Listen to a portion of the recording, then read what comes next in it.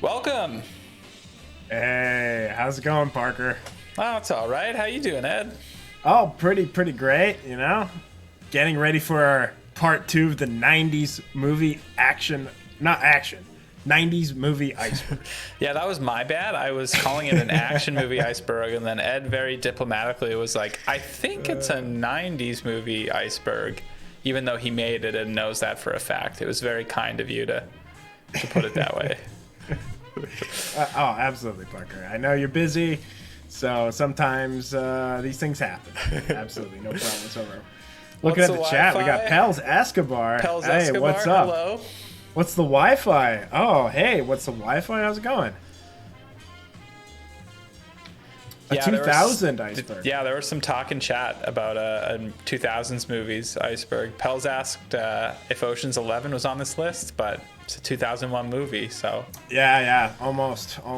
Yeah, totally. I'm down to do a 2000s movie, Iceberg. I mean, I think we'll know that pretty well. We grew up in the decade. Yeah, that'll be our golden age forever and always. So many gems, or what's the Wi-Fi says? Yeah. Yeah. Too many to count. Oof. Yeah, jeez.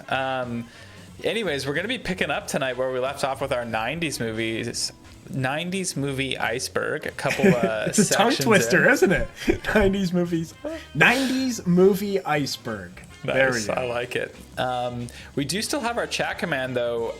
Give me an Oscar. If you want to gamble your points, you can give me an Oscar and do a certain number of points, and who knows, the Academy may look down upon you with grace, or they may not. So Is that on the table? Is the Academy watching, and could we potentially actually get nominated for Oscars? I mean, I guess maybe.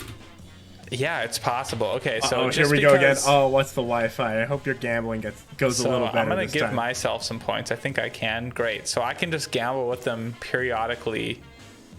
Ooh, what's the Wi-Fi? A win right off the top. You like me? You Nice. really like me. Luck You woo is the on your Academy. side tonight. Yeah, tonight's looking good. It looks like you could gamble some stuff. Are you gonna keep going, or are you gonna just win and back out? Yeah, there's a lot of options. Yeah, so we got that going on. Don't forget to gamble all your points. Backing out. Okay, I respect your decision. Yeah, good call. respect Don't want it to get tonight. caught in the lost cycle of class time. Okay, here, I'm just gonna... Hate to bring it up. Apologies if I'm opening up old wounds. Okay, I'm gonna do all my points. Oh shit! I just lost the 1,000 points I gave myself. So Whoa, nice. I mean, they say have the no Oscars are Oscars. basically rigged. You did just give yourself 1,000 points, so it's true. that kind of proves it. I had it coming. Oh, good. What's the Wi-Fi? I'm glad it'll call you in again. Yeah, and in terms of other developments, I feel like I had something to say, but I think I lost it. Hey, you know, it happens. We're live, you know. Sometimes you can remember it, sometimes you can't. It's tough. Yeah, I don't know what it is. Boy. It'll come back Well, to me. we do have some exciting new things. I mean, we do have some exciting new graphic overlays tonight. We have some exciting new... Whoa! Spoiler alert. Oh, hey, you Spoilers. know what? I remember what I was gonna say. You ready for it? Nice. Yes, absolutely. Hit me. Oh, we're in the two-shot. I've only got it. Look. What? Just you wait. Okay, here. Speaking of new overlays, let's see what we're looking at. Look at this. Whoa. Walk us through it. What do we got here? Oh, well, I mean, we have the... right away, we can see that there's this big screen TV right here. And it's going to be playing whatever we have going on. So tonight's an Iceberg. When we do movie watch-alongs, it'll be the movie we're watching. Other nights, it'll be tiers. And then at the bottom, we have a little film strip that gives our latest follower, our latest subscription, and our latest donation. Right now, though, for our latest subscription, we have our follower count. Because currently we can't do subscriptions, but once we hit those 50 followers, then we'll be able to do, so many things. The door is just open on Twitch as soon as we do. Ooh. Yeah. Just getting hungry Yeah. thinking about it. Terry Twitch himself will be calling. Oh, Terry Twitch. Oh, God. His son, Terrence Jr. What's the Wi-Fi? It says, we really are sitting beside each other. Let me put my arm around you. I'm gonna you gotta just duck your head a bit, and then I can get it around you like we're pals, and we can just, yeah, close enough. This is jank. We look like a couple of, like, spooky vampires. I realize yeah. next time we have a guest, because we've got all this space up above us, that we should just like have them floating above and like on a cloud, like they're in heaven or something. That would be pretty cool. What do you think? Yeah, we should go for that. I'm not sure. Should we have like something to do with the points or something like that? Yeah, that's more practical than a floating guest. But hey, I mean, the graphic that we have does come with a 3-chair system, so I could throw in 3 chairs anytime we want. Put our guest right next to us. Yeah, this is fun. We're gonna have a lot of fun. This is just the start of something. Oh wow! Hey, some of your Mountain Dew's green. Put it up on the screen again. Whoa! Can see right through it a little bit. Oh, is this wild? Is this just too wild? Yeah, pull it in a bit. Yeah. Oh, yeah. Nice. Look at that. It's going right through. That's pretty wild. That's pretty fun. I'm drinking overlay tonight. Yeah. Tastes fantastic. Wow, very fun. Just taste the bits and the boops.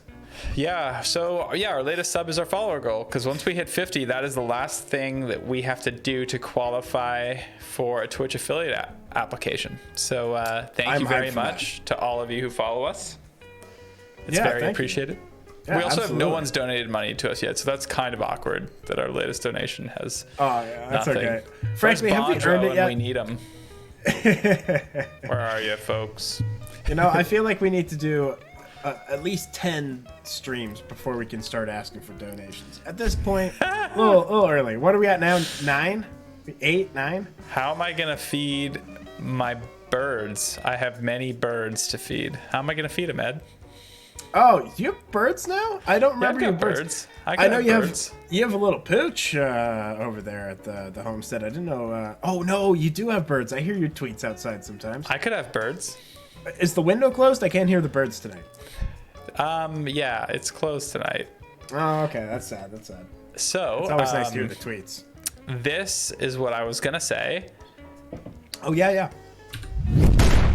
Hit us. Boom. Woo! Yeah, that? that's what That's our stamp. I'm talking about. Boom. So yeah, as you may have noticed, I think in the last couple streams we've naturally come up with this stamping motion that we do when we're done talking about a movie and we move on. So this time we can 3, 2, 1, stamp it. That's so good. Love it. Yeah, thanks, Ed. Thanks for designing that. Oh yeah, anytime, Parker. Thanks for putting it all together.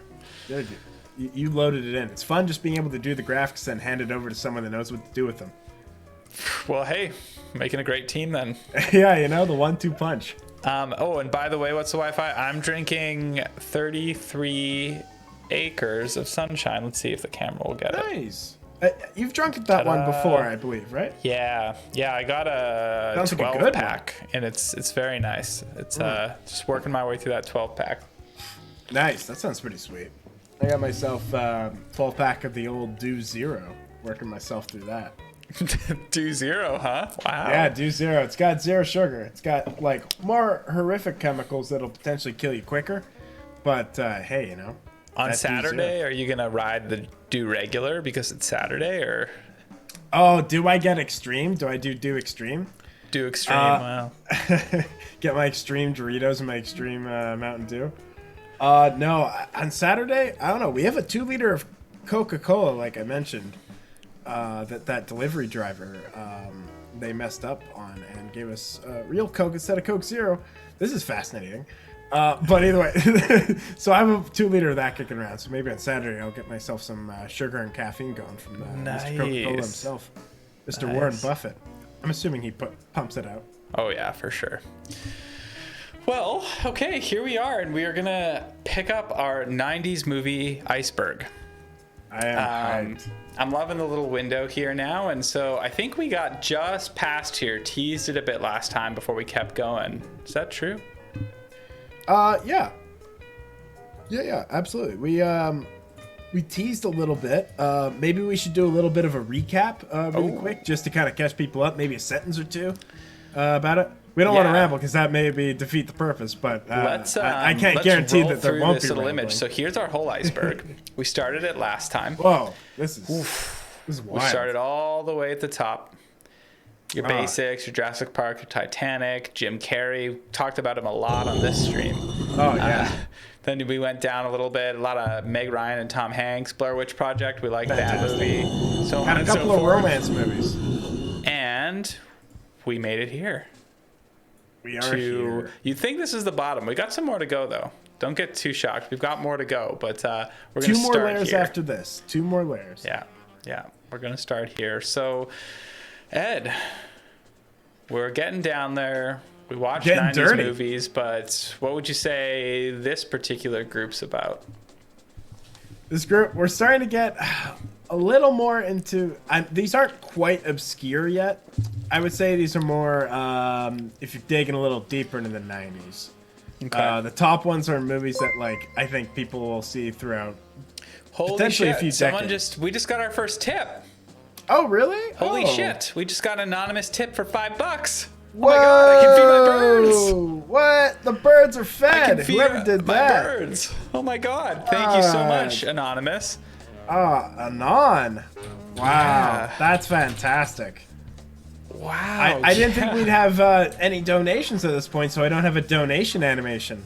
Yeah, But if I did, we'd be spamming it right now. Yeah. You know what? With that $5, I'm gonna hire Ed to make the sickest donation animation. And with rather that than just $5, the basic one. I'm gonna take it and go on Fiverr and hire someone to do it for me. And this is how the world works. This is how it works. Nice. Okay. That is so awesome. Wow, Thank you. thanks so Thank you very much. That didn't have to do that, but whoever did, I really, really appreciate it. That's fantastic. That just my night's made, and it's just started, huh? Oh, right. Uphill. Yeah, that's fantastic. Okay, I'm just gonna move this over a bit so that it's so that it fits in the spot. Wow, whoever you are, thank you so much. Get used to this banner tonight. Wow. Okay, so you were gonna talk about these movies. Yeah, absolutely. Well, is there anything in the chat that they want to watch? Oh, I just realized my cousin Vinny's on the list. Should we let's talk about my cousin Vinny then? Yeah. Okay. You down for Vin? Yeah. You like the Vin? Tell me about this movie. What's it all about? My cousin Vinny is a fantastic movie. I hate to use the most base descriptor, but it truly is. I'm not too sure if this movie's talked about too much anymore. It seems more like it's not like a cult hit. It's a little bigger than a cult hit, but I think it should be a little more or talked about a little bit more. It's a showcase of some brilliant performances and a fantastic script. The script is so good for my cousin Vinny. And you got, of course, Marissa Tomei putting on a performance of a lifetime, headlined by Joe Pesci. Yeah. Delivering the goods. Joe Pesci, he's known for a lot of his Scorsese roles, which are quite dramatic. But in My Cousin Vinny, when he does his comedic stuff, My Cousin Vinny, Lethal Weapon, he knocks it out of the park. He's so funny. So the plot of My Cousin Vinny is Ralph Macchio and his friend, I believe, are on a road trip to go to university, and they have to stop through Alabama. And while they're driving through Alabama, they stop off at a convenience store. They buy some beans and they leave. However, the friend puts beans in his pocket accidentally while he's grocery shopping and forgets to pay for them. While they're driving on the road, they get pulled over by some cops, and they think they're getting pulled over and held for stealing the beans. And it is revealed that there's been a murder at the convenience store. So while they're confused, thinking that the beans were stolen, they admit to the crime of the beans, saying, yeah, we did it. Yeah, absolutely. So they think that they're admitting to the murder. But either way, they're also... The movie doesn't hang on that premise of just whoa, what a misunderstanding. It's implied that they would have gotten arrested anyway, just because they're the last people at the store and they have a lot of eyewitnesses. So they're thrown in jail, and they need a lawyer. And luckily, there's a lawyer in the family. Ralph Macchio's cousin. It's cousin Vinny. Oh, and Vinny's probably a real walk and talker, huh? Oh, you better believe it. He's from New York, damn it. They're all from New York. And they go down and they're just in Alabama. They're making fun of them. The great thing about this movie is it's regarded as one of the most accurate movies for courtroom scenes and legal scenes. A lot of movies in Hollywood are complete trash for representing it. And don't do it justice, and apparently this is regarded as one of the more accurate movies. Really? Yeah, so a lot of the movie is actually the murder trial. and Vinny going from like, I think he did like some family court before, but now he's doing like a murder trial. Yeah, the big leagues. Yeah, it's primarily focuses on Vinny after the first half an hour, and not just the court, but him and his girlfriend, soon-to-be wife, played by Marissa Tomei. Again, like I said, I believe she won a Best Supporting Actress Oscar at the time, or at least was nominated, and absolutely deserved it. Yeah, so if you haven't seen My Cousin Vinny, I would 100% check it out. That is a fantastic movie. I wish it was a little higher on the Iceberg, but I just don't see it talked about too much. But hey, you know, maybe we can change that. Maybe get some people watching and word of mouth. Yeah, I bet we could watch My Cousin Vinny on the stream. If it's on Prime, I'd be so down. My Cousin Vinny is just a 10 out of 10. Yeah. If anything, just an excuse to watch My Cousin Vinny. Yeah, jeez. Wow. So, what year was Goodfellas? Goodfellas, I believe, was 1990. So he would have been just coming off. He would have been, coming off Goodfellas. He would have been coming off Lethal Weapon. He would have been coming off, I believe, The Super, where he plays the superintendent to a building that's falling apart and people don't like him. Which is a real bad comedy. Yeah, I don't see that one on here. Yeah, you know, funny enough. Highly recommend My Cousin Vinny. Though. Okay. Yeah, absolutely. Yeah, Joe Pesci was killing it in the 90s, 100%. Then he retired, semi-retired, I guess, in like 2006, and came back for The Irishman. Yeah. I'd like to see him some more. Yeah, I think he's probably got a few left in him. Oh yeah, terrific talent. Yeah, right. He has tons in him. Okay, cool. Film a movie a day with Pesci. My Cousin Vinny. So watch it. The goal is to make it higher on the Iceberg, so that more people watch it and talk about it. Yeah, I think it's a good time. I really do. Nice. Okay. Well, you know what that means, right? We got to do it. We're done this movie, so it's time to stamp it. Ooh. Nice. So good. Stamped. That's awesome. Love it. Okay, cool. Feels so official. So coming off that, someone else who was in their golden age, Kevin Smith. Hey, came in hot. I mean, you can't have a movie, Iceberg in the 90s without mentioning Kevin Smith. Yeah. You have to. Certainly Clerks. That's why I put golden ages. There are a few. Clerks, fantastic. One of the big independent breakthroughs in the 90s. And again, we talked about in the last Iceberg, Sweet Sweetback's badass song kind of doing a lot for independent cinema. Clerks did the same, for independent cinema at the time did. He was the first person to kind of play that festival circuit and to really start getting the accolades and then word of mouth, and then he got bigger projects from that. Yeah. Of course, Kevin Smith, an alumni from Vancouver Film School, just across the water from us here. He was there and I think dropped out after a few months or whatever, and then met Scott Mosier there, the producer of Clerks, and then they made Clerks after that. Whoever I think got their movie off the ground first would produce it for the other person. And Kevin Smith got his movie, or got whoever finished the script first, they would make the other person's movie, and Kevin Smith got his script done first, and they made Clerks. So you have Clerks, Mallrats, which was a bomb, a cult hit, but a bomb. Followed up with Chasing Amy, which is a critical hit, and really showed that Kevin Smith could write really well. He just wasn't a one-trick pony. Yeah. It was a comedy drama, and he did both very well.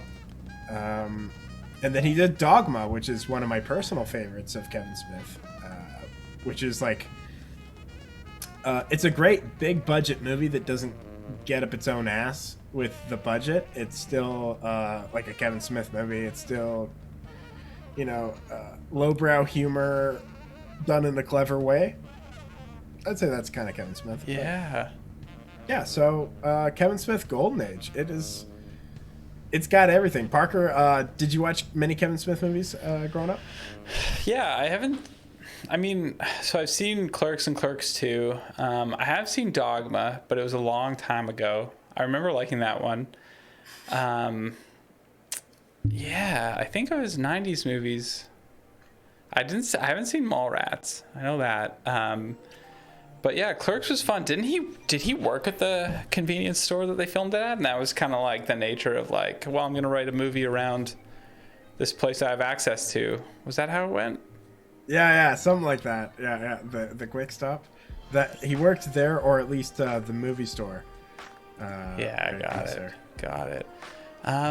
Yeah. I mean, I always liked the stuff I love that there's like that one moment in Clerks 2 where like, what is it? Somebody's like, they're like talking about the characters from the Lord of the Rings, like having sex with each other, and this guy just gets like so disgusted by it that he just pukes on the spot. Oh man, I saw that guy at the same festival where I met Jack Black. Really? The guy that puked on the shoes. Yeah, he's really short, and he was right by me. I mean, no problem if you're short or anything, but it was kind of a shock.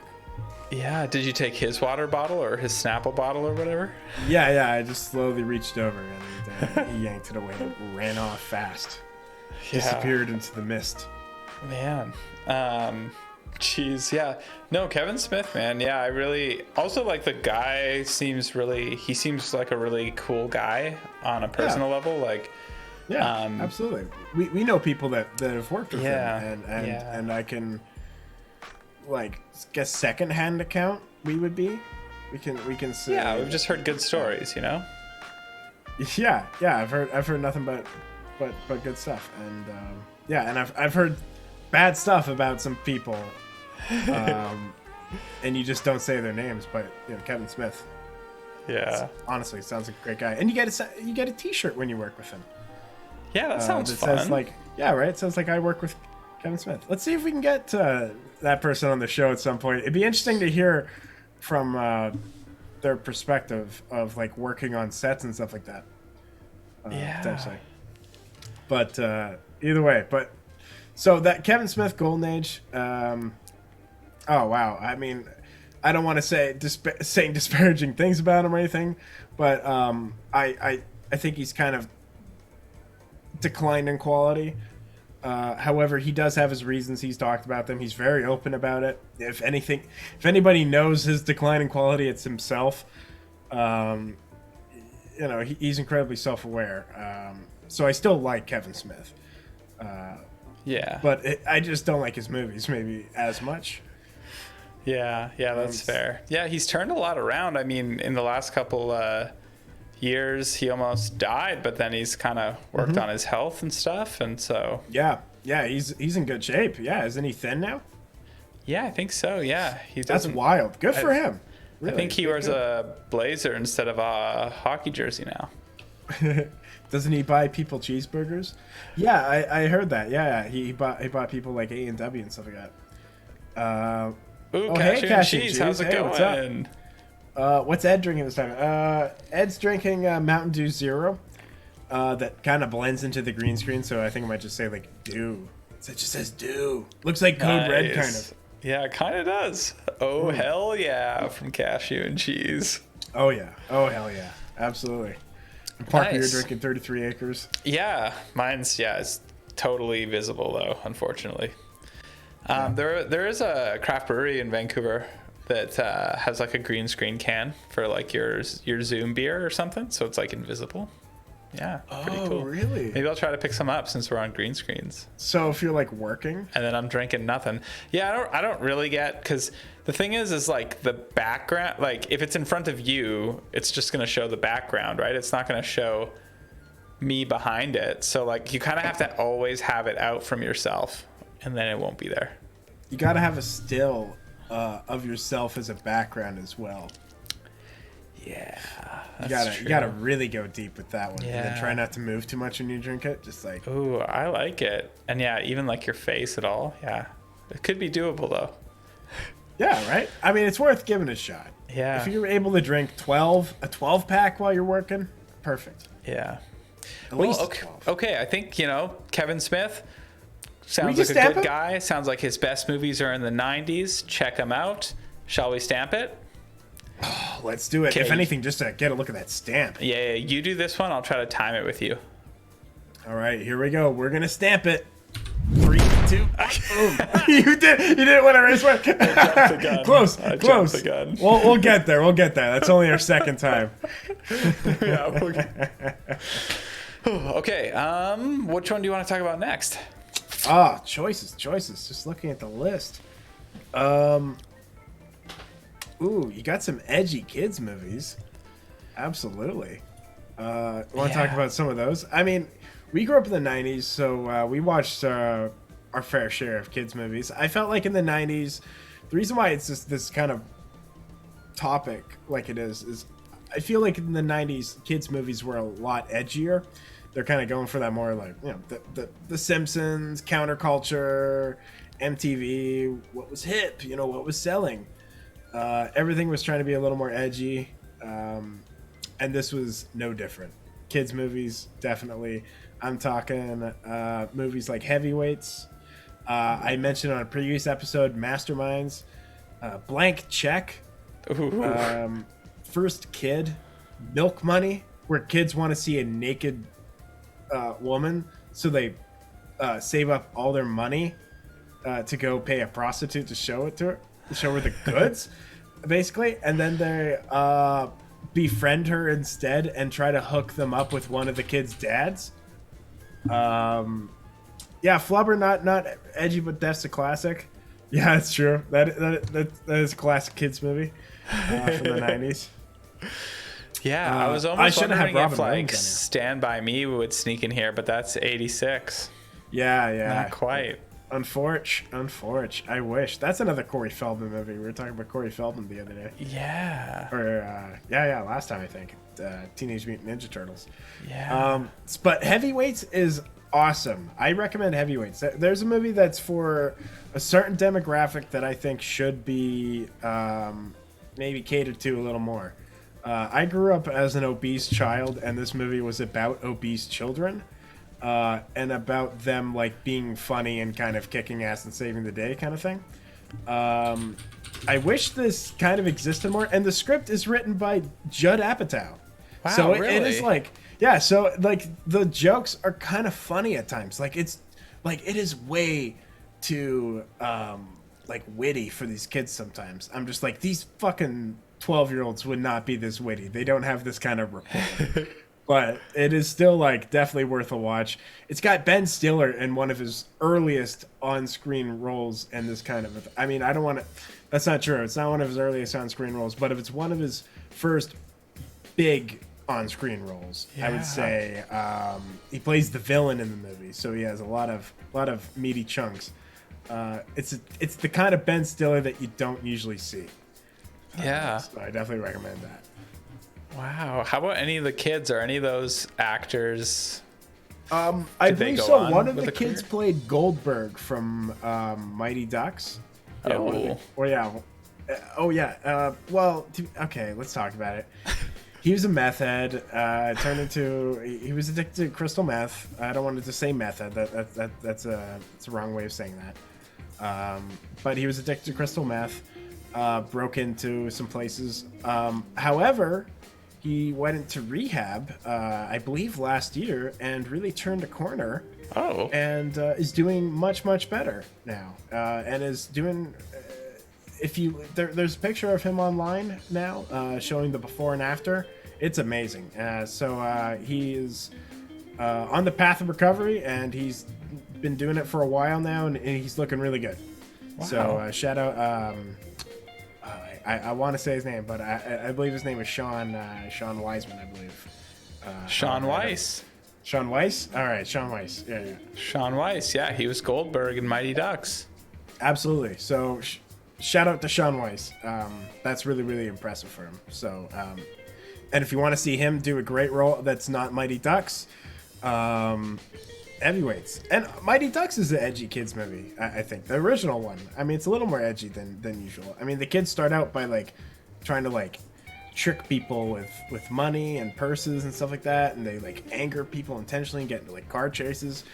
Coach Bombay has a DUI, which puts him into this position in the first place. Like, you don't see like a Disney movie where the main character is like drinking and driving on screen, not implied, but like actually doing it.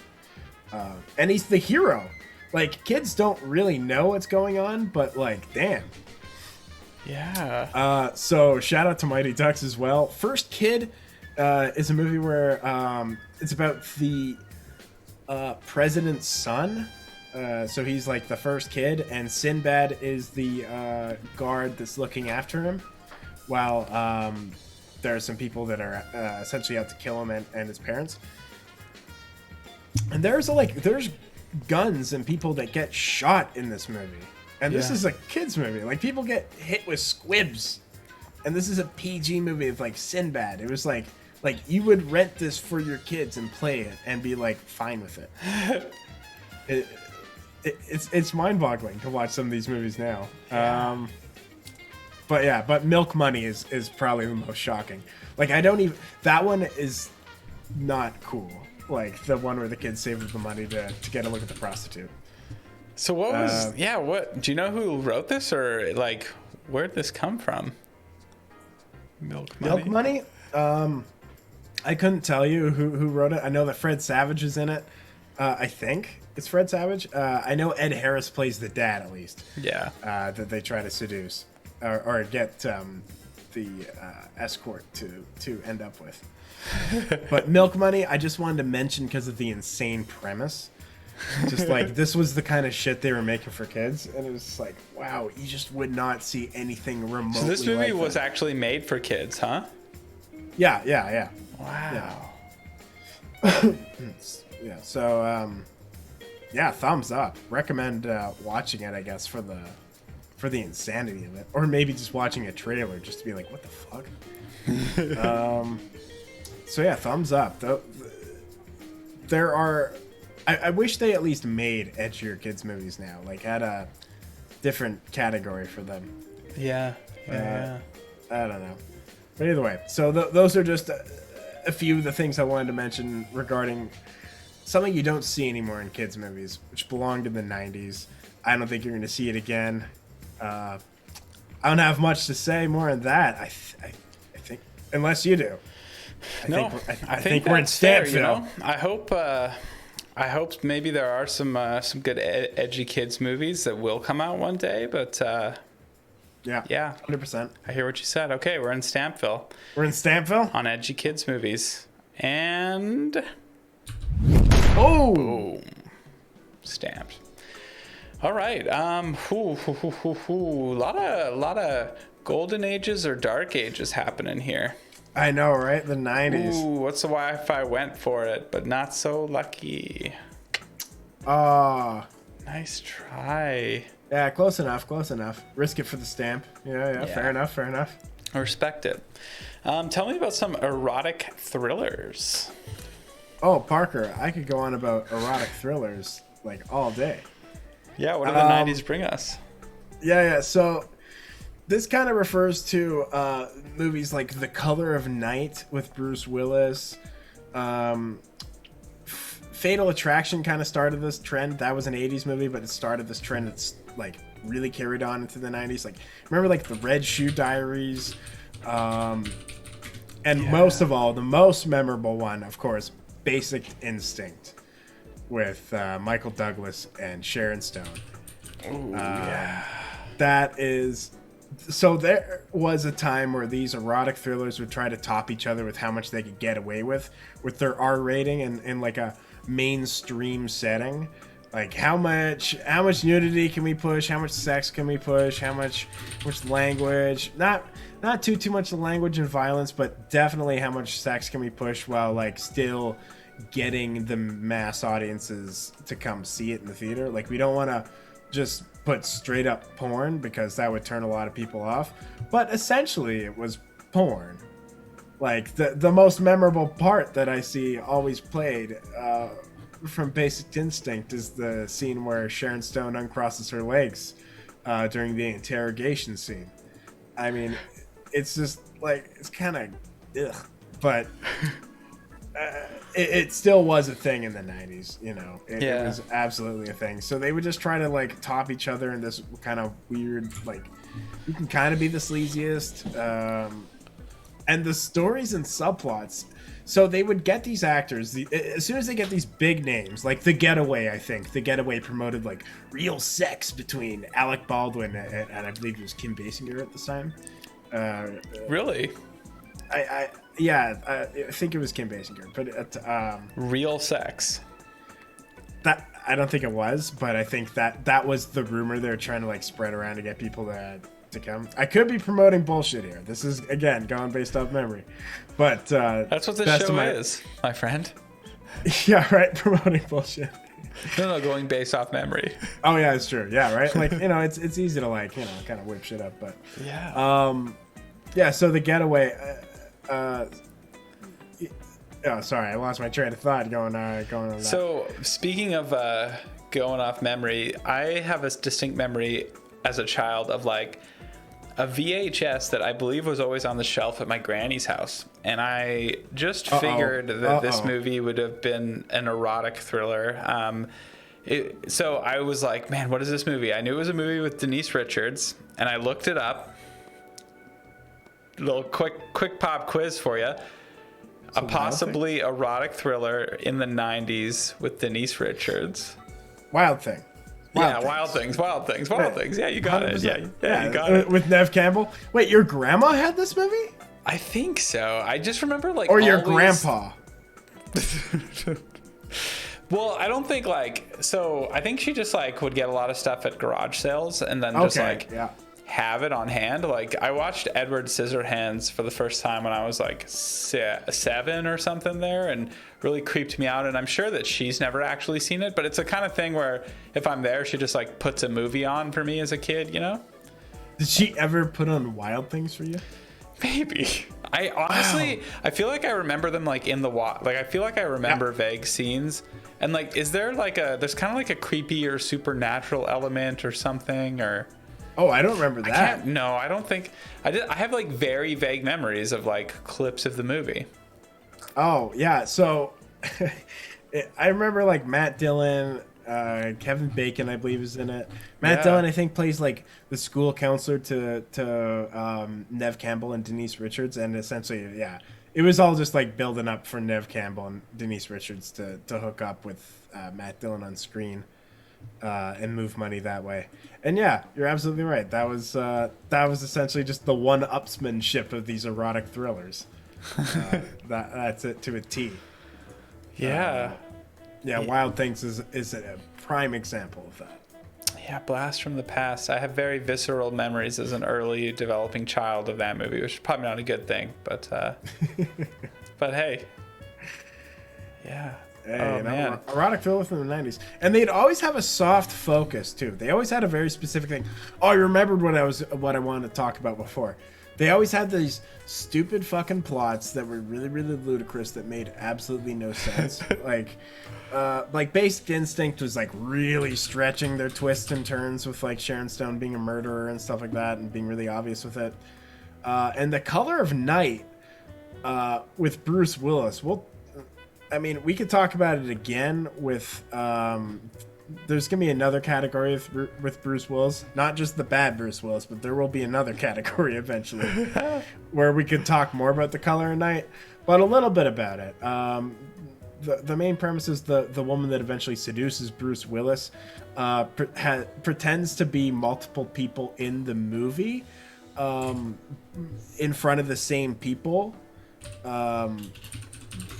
And like she pulls it over on them that they believe that it's someone else, but the makeup that she puts on to be these other people is so weird, and she does look the same. So like right away, suspension of disbelief, gone. And the makeup on top of that is just like, oh, it's insane. So shout out to Color and Night for another. And again, soft focus. Had this certain soft focus that they all did. Smear the Vaseline on the lens. Boy. And you got shirtless Scott Bakula. Shout out to anyone who's looking for that. Nice. Another thriller that my mom really likes that works in there because it's 1991, but I haven't seen the movie, so I don't think this would qualify, is Cape Fear. Oh yeah, no, there are some erotic elements, I guess, between Robert De Niro and Juliette Lewis, a little bit, but it's not. I wouldn't say it's an erotic thriller. No. But it's a thriller. It's solid. Yeah, Cape Fear. That probably belongs in here a bit too. That is a solid movie. Nick Nolte, Robert De Niro, Scorsese.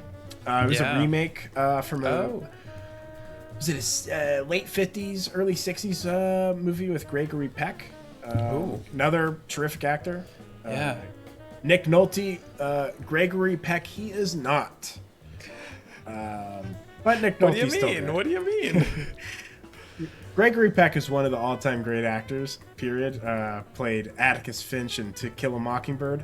Yeah. Nicolas Cage is... Or, not Nicolas Cage. I mean, you can go there, too. Nick Nolte. Yeah, Nicolas Cage. Nick Nolte, though, is not the greatest actor. His voice is a little too rough 20. Around the edges for you, or? No, it just seems more like... Nah, he's too much like your drunk uncle that shows up than an actual, great actor. Just kind of stumbles on set. Are there any movies with Nick Nolte, and man, I'm blanking on his name, from Crazy Heart, The Big Lebowski? What's his name? Yeah, totally. Jeff Bridges. Yeah, Jeff Bridges and Nick Nolte. Are there any movies with the two of them side by side? Oh boy, I bet there are, but I feel like it would have been at a time where Jeff Bridges was a little more clean cut when Nick Nolte was still rough around the edges. Yeah. And Mickey Rourke. Get the three of them in the room, and that'd be kind of a confusing scene. All three of them modern and day. And Gary Busey. All four of them. Put all four of them in a room with a live cam and just bet which one's gonna die first. Or just spin them around and spin yourself around, and then you have to identify who is who after, and it's just not gonna happen. Would be tough. Oof. Boy, you're looking for a fun Halloween game. There you go. Yeah, man.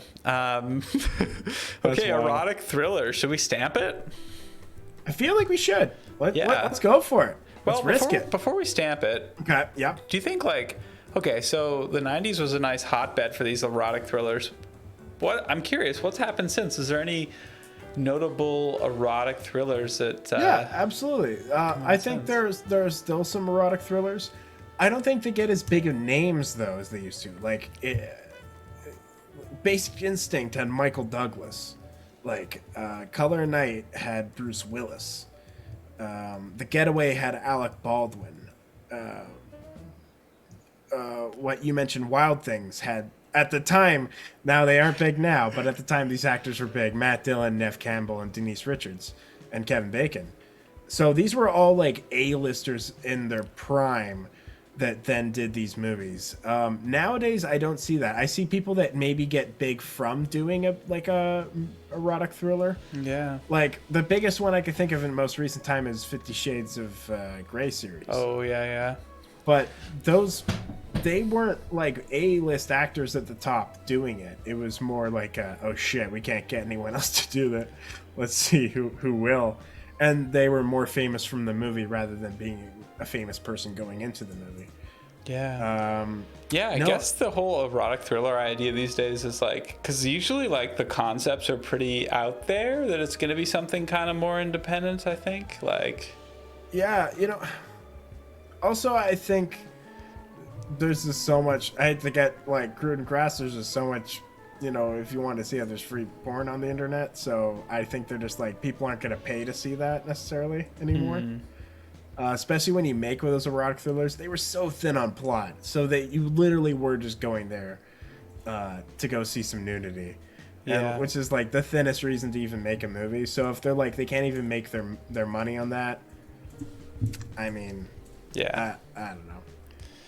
Yeah, fair enough. Okay, well let's stamp it then on erotic thrillers. Let's do it. Stamp. Boom. Boom. Woo. Okay. Where shall we go next? Oh. Clueless. Is that high school movie? You better believe it. With Paul Rudd's in it too, right? Paul Rudd, Alicia Silverstone. Absolutely. Yeah, that's right. That's such an awesome movie. Oh, Clueless. Yeah, I have seen that movie. I'm just refreshing my memory a bit here. Yeah, absolutely. Yeah, so what is it about? It's kind of just like about the life of Alicia Silverstone. Like her actual life, but fictionalized? I don't know the main character's name, but her character in the movie, she has like Cher. Her name is Cher. No fucking way, really? Yeah. Oh, that's insane. So, that's wild. Has it spelled like Cher? Like, It is spelled like Cher. all right, There's that's only a one way bold to spell choice. Cher. I guess when you write a script, you have an option to, I guess, go for Cher. Yeah. I'm shocked people kept reading after that.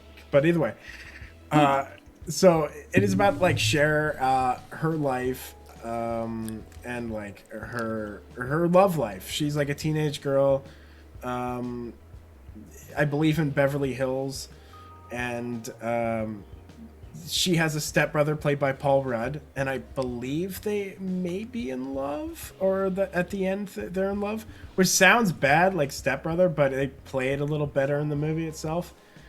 But yeah, so Clueless is a cute, endearing movie, and I highly recommend it. It is very charming, and one of the most 90s movies.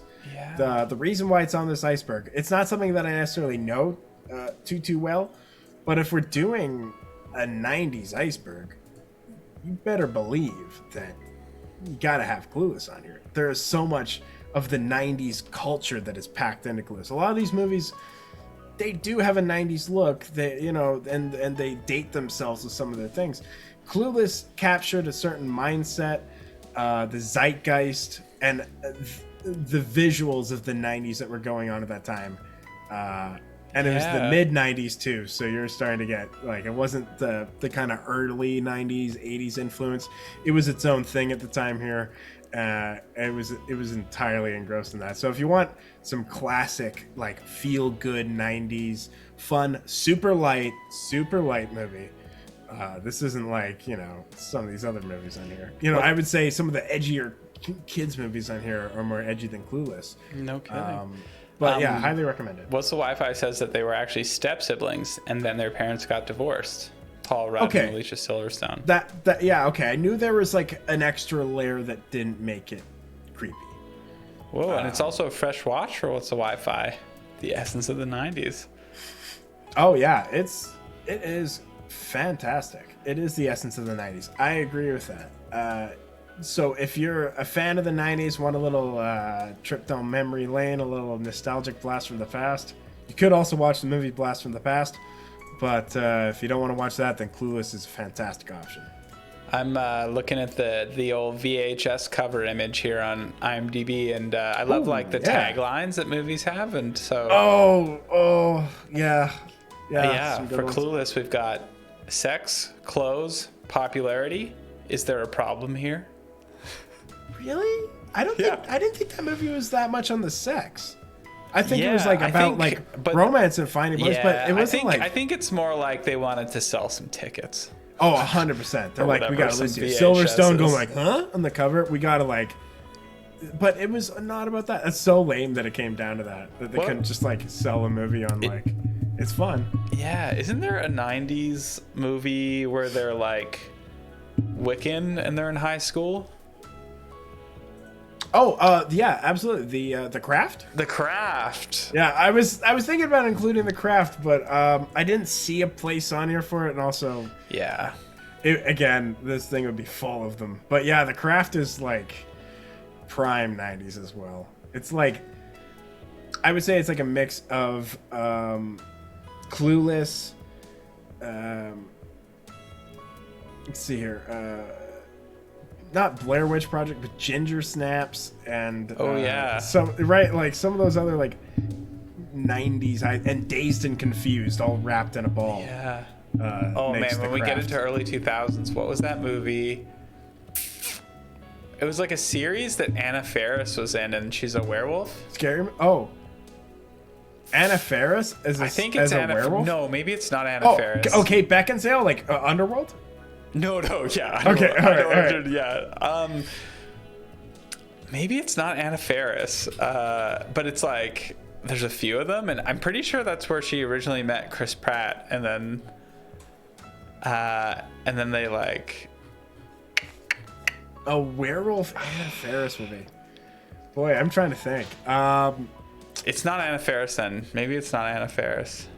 I'm just trying to think of like any werewolf movies that have been made recently. Ah, man, I can't. It would have been like early 2000s. Mm-hmm. Oh, this is gonna get me. I'm like kind of seeing the cover, and it's tough stuff. Yeah. Okay, I'm gonna think on it, and then I'll come back to it. Sounds good. Is it Clueless 2, where she turns into a werewolf? I wish it was. Okay, Cursed. It's Cursed, and it's not Anna Faris. Cursed. And then they had more of them. It is Kirsten Dunst? Christina Ricci. Oh, wow. That's hey, good for her. Oh, Cursed. Is that the Wes Craven movie? It is. Oh. A werewolf loose in Los Angeles changes the lives of 3 young adults who, after being mauled by the beast, learn they must kill it in order to avoid becoming werewolves themselves.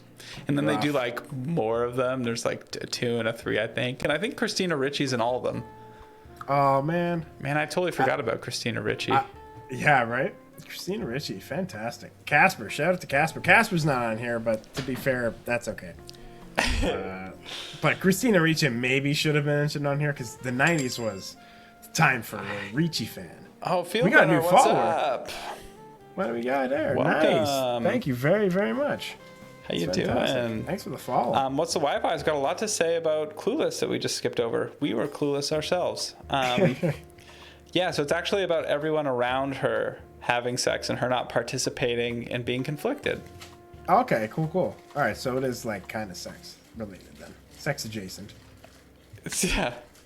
Wow. Blast from the Past is also awesome. Yep, Blast from the Past, Brendan Fraser. Christopher Walken, Alicia Silverstone. Okay, awesome. Well, should we stamp Clueless on that? Let's stamp Clueless. All right, Clueless is stamped. Boom. Nice. Okay. Army of Darkness. So this was specific mention. This was a specific mention in our Discord, and no problem. You know, as soon as someone wants to talk about Army of Darkness, I'm always down. This is the 3rd of the Evil Dead franchise, directed by Sam Raimi. The first one, Evil Dead, came out in 1981.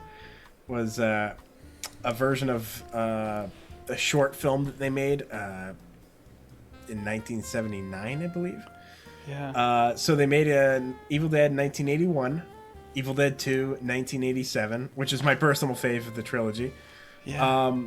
The first one was really low budget, and the second one got some millions. Then the third one, due to the fact that it was the first 2 were independent and were more cult hits, they didn't want to gamble it too much, so they asked, I think, not to be called Evil Dead 3, instead to be called Army of Darkness, but it still continued the plot.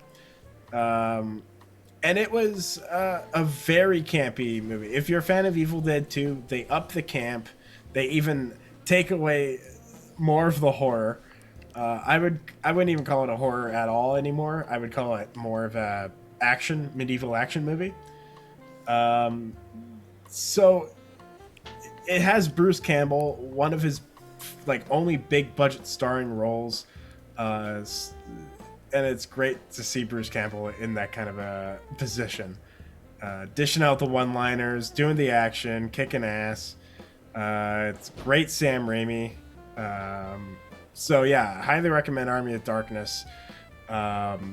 for the goofy action, if anything, and the ridiculous one-liners and the amount of fun. It is a huge cult hit. In a few minutes, you can't talk too much about. It's tough to sum up everything about Evil Dead and Army of Darkness in just a few minutes. Is what I'm trying to say. There's a lot of history, a lot of lore, and a lot of fans. Yeah, and a TV show now. That's right. I forgot about the TV show. So they redid it into a TV show? Yeah, Evil Dead is now was a TV show, I believe, in 2015 to 2018. Oh. Yeah. So Evil Dead, or sorry, not Evil Dead, Army of Darkness is where the boomstick officially was a thing, right? Yeah, absolutely. Here's my boomstick. There's so many good one-liners in that movie. Like we talked about Last Boy Scout a little bit ago, where that movie was just like the script is just full of classic one-liners. If anything, it's just great to hear for the dialogue. Same goes for Army of Darkness. Is it cheese? Yeah, but it knows it and it delivers the goods. Nice. I like it. Oh, Cashew and Cheese, you got to bet now your Oscars. So you put in that chat command and then you put a number for how many Oscars you're going to wager. Nice. Got a 50-50 shot. But yeah, I think that was good on Army of Darkness. I'm going to seal it off there. Absolutely. Boom. Stamped. Got our stamp. Whew, okay. Gattaca. Ooh, you gotta put a little space in there, Cashew and Cheese. You'll get it. You'll get there. Don't worry about it. Gotta put a space between that number. Gattaca. Hey. Gattaca. So it was so funny because I was almost gonna ask you about this movie, and then you just put it up without me even. And it's not a lot of times that you think Gattaca at the same time that one of your friends thinks about Gattaca. Yeah. Hey, I mean, Gattaca, it's a unique 90s movie. And, I think the reason you thought of it was probably it stood out to you as being visually kind of ahead of its time, I would say. Yeah. It's, sorry, we got some, so Cashew and Cheese got hit hard. Date Mike, welcome to the party. You got to put a little space in there before the 70 and to gamble them Oscars. Gamble them Oskies. Best of luck to you, Date Mike. Yeah, good luck, Date Mike. Hopefully the Academy takes favor on you. Gattaca, so I think I actually watched it for the first time in like a high school English class or something, to be honest. I can't really remember why, but I watched it at school, and yeah, I just was pretty compelled with the whole concept of like they like genetically screen you and then your destiny is predetermined, like that was kind of an interesting thing. And then of course in the movie, there's a little bit of an F the man vibe to it, and those are I often think F the man myself, so I kind of like movies that go in that direction, so it's kind of fun to watch. Yeah, absolutely. Anti-authoritarian movies.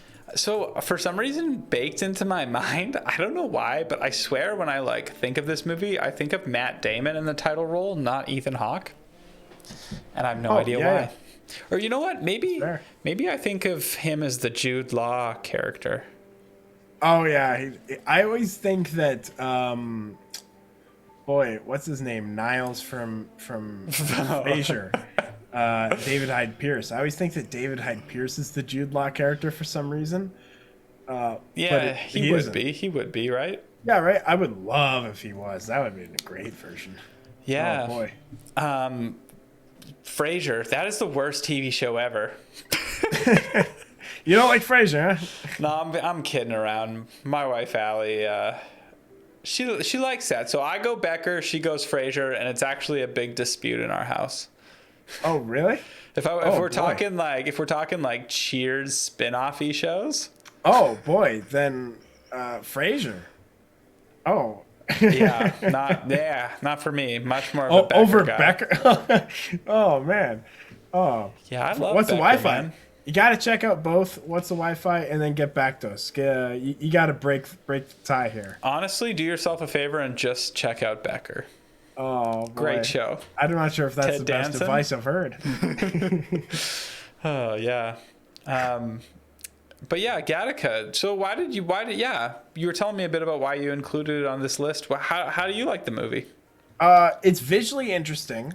Again, it's Ethan Hawke, and he's tremendous. Uma Thurman, Ethan Hawke. I believe they were together at this time. Ooh. But again, these were great 90s actors. The story is ahead of its time with genetic manipulation. That seemed to be a thing that was talked about more in the early 2000s than I've heard about it recently. I'm guessing it's still a thing, but where, like, you know, you choose what genes, and basically before you're born and whatnot. And in this world, there are people that have chosen their genes and people that haven't.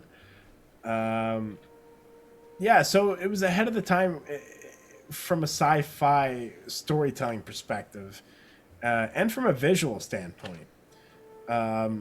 So I think it almost felt like the Matrix before the Matrix. Like, the Matrix came in and kicked ass with its action and whatnot, but Gattaca kind of came in again with that ahead of the time sci-fi aesthetic, but was a little more true to the sci-fi genre without going full action. Yeah. Field Runner says best part of Frasier is the MCM furniture. As someone who doesn't know Frasier, I don't know what that is. Is that? I know that they're always on recliners, aren't they? Or like always, him and his dad are always back in their recliners. Is that MCM furniture? Yeah, that's a good cut. Deep cut. Is that a brand or? Yeah, I'd love to know that. Yeah, please tell us more, Field Runner. I don't. They're just so uppity, you know? And the guy who plays Niles, bleh. That's all I'm going to say. You know, like David I. Pierce? David I. Pierce. Yeah. He's great. Thumbs up, David I. Pierce. Mid-century modern. You're classier than I, Field Runner. Now I won't forget. Yeah. See, those guys in that show, they think they're all like Upper East Side and shit, and they're all like, I don't know, just rubs me the wrong way. You really have firm opinions about Frasier. Yeah, I don't know why. I should just let it go. The show's not running anymore. I mean, it's no big deal. I mean, it sounds like Kelsey Grammer was a nightmare. Oh, not a nightmare, but weird to work with. Really? Yeah, like he was apparently just like drunk all the time or on coke, and would just like was a mess, and then would snap into characters as soon as the cameras were on, and then it was wild. I mean, I believe it. Yeah, I wouldn't want to be that character either. I wouldn't want to be known as Frasier for my whole career, so I don't blame the guy. No. Where were we? Gattaca. Yeah, I think the only downside of Gattaca, in my opinion, is that it's called Gattaca, and it's really close to Battlestar Galactica. So if you say, fair enough. You know, sometimes like if you say to someone, have you seen Gattaca? They're like, oh yeah, I've seen Battlestar Galactica. Or you mean Battlestar Galactica, right? And then you're like, no, I actually mean what I said, Gattaca. And they're like, no, I've never seen it. And then that's kind of basically as far as the Gattaca conversation goes. Hey, you know, maybe there should be more Gattaca conversations going on. I think even people who have seen it and kind of forget about it think they haven't seen it, and then they try to correct you with the whole Battlestar Galactica thing. And then they're like, actually, I have seen it. Then they just start talking about Stargate. Yeah, like, you know. Ooh, yeah. Stargate. Yeah, it's like, yeah. Well, let's stamp that then on Gattaca. Are we stamping Gats? All right. I think so, unless you've got anything else left to say. I got 0 on Gats. All right. Gattaca. Parker and Ed approved. Boom. Stamped. Love it. Bad Bruce Willis. Yeah, so you mentioned we've been reaming on old Brucey a little bit, huh? We have been. And you know what? A lot of what we talk about is how Bruce Willis was awesome and then declined in the 2000s by doing all this video on demand shit. The truth is, though, Bruce Willis has been bad almost his entire career. He's just been, like, coincidentally in some, like, very, very big movies. But throughout the 90s, Bruce Willis made some shocking decisions. And this is going to be just, like, the kind of bad ones. This isn't going to be another category we're going to be doing in a little bit later. So I'm talking, like, Last Man Standing, which is just, like, some bullshit action movie that isn't very good. It's like Bruce Isn't Willis that the in name 20s. of Tim Allen's new comedy series? It is, right? And honestly, I don't like the Tim Allen comedy series, but I'd recommend watching that over Last Man Standing with Bruce Willis. Again, if you're a fan of Last Man Standing, apologies. But I'm not a big fan of it, obviously. Last Man Standing, Striking Distance, that's another one of his like bad action movies they just kind of just did. They're very similar to the like video on demand action movies he does now. Just bigger budget and in the theaters. So it's kind of shocking that he got these bigger movies. Like I thought after like doing Last Man Standing and Striking Distance, like, sorry, John McClane, you're not going to be in The Fifth Element. Like, you know, we're not going to go for you. But so he's in that. North is a notoriously bad movie. That is like one of the most infamous clips of Roger and Ebert. Like our whole thing is Parker and Ed at the movies. It's like a spin on Roger and Ebert at the movies, or Siskel and Ebert at the movies. And in that, Roger Ebert flies off the handle going off about North, saying he, quote, like, hated this movie, hated this movie. Like, he lost his mind on it.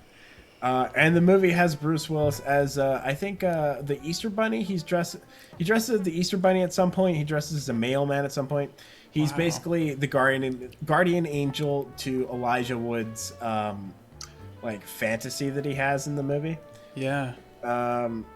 It is bafflingly bad. It's a borderline racist movie. And yeah, just another in the classic category of bad Bruce Willis movies. And the 90s was full of them. That's just a little taste. Like those few. There will be a few more that I mention later that aren't on this that are also like bad. So Bruce Willis actually gets mentioned a couple more times during this. Now that I'm looking at it, he stars in another one of the movies that we're going to be talking about. Yeah, he's done a lot of movies. I'm just looking at him now. Okay, I won't spoil it, just in case this is one of the movies we're talking about. Oh man, okay. Fair enough. Bad Bruce Willis, yeah. Yeah, bad Bruce Willis. And there are some more bad Bruce Willis movies, and they're all in the 90s. By the end of this, we will have talked about 7 bad Bruce Willis movies in the 90s alone. But John McClane was a great hero. Oh, fuck yeah. Die Hard 2, Die Hard 3, knocked it out of the park. Boom.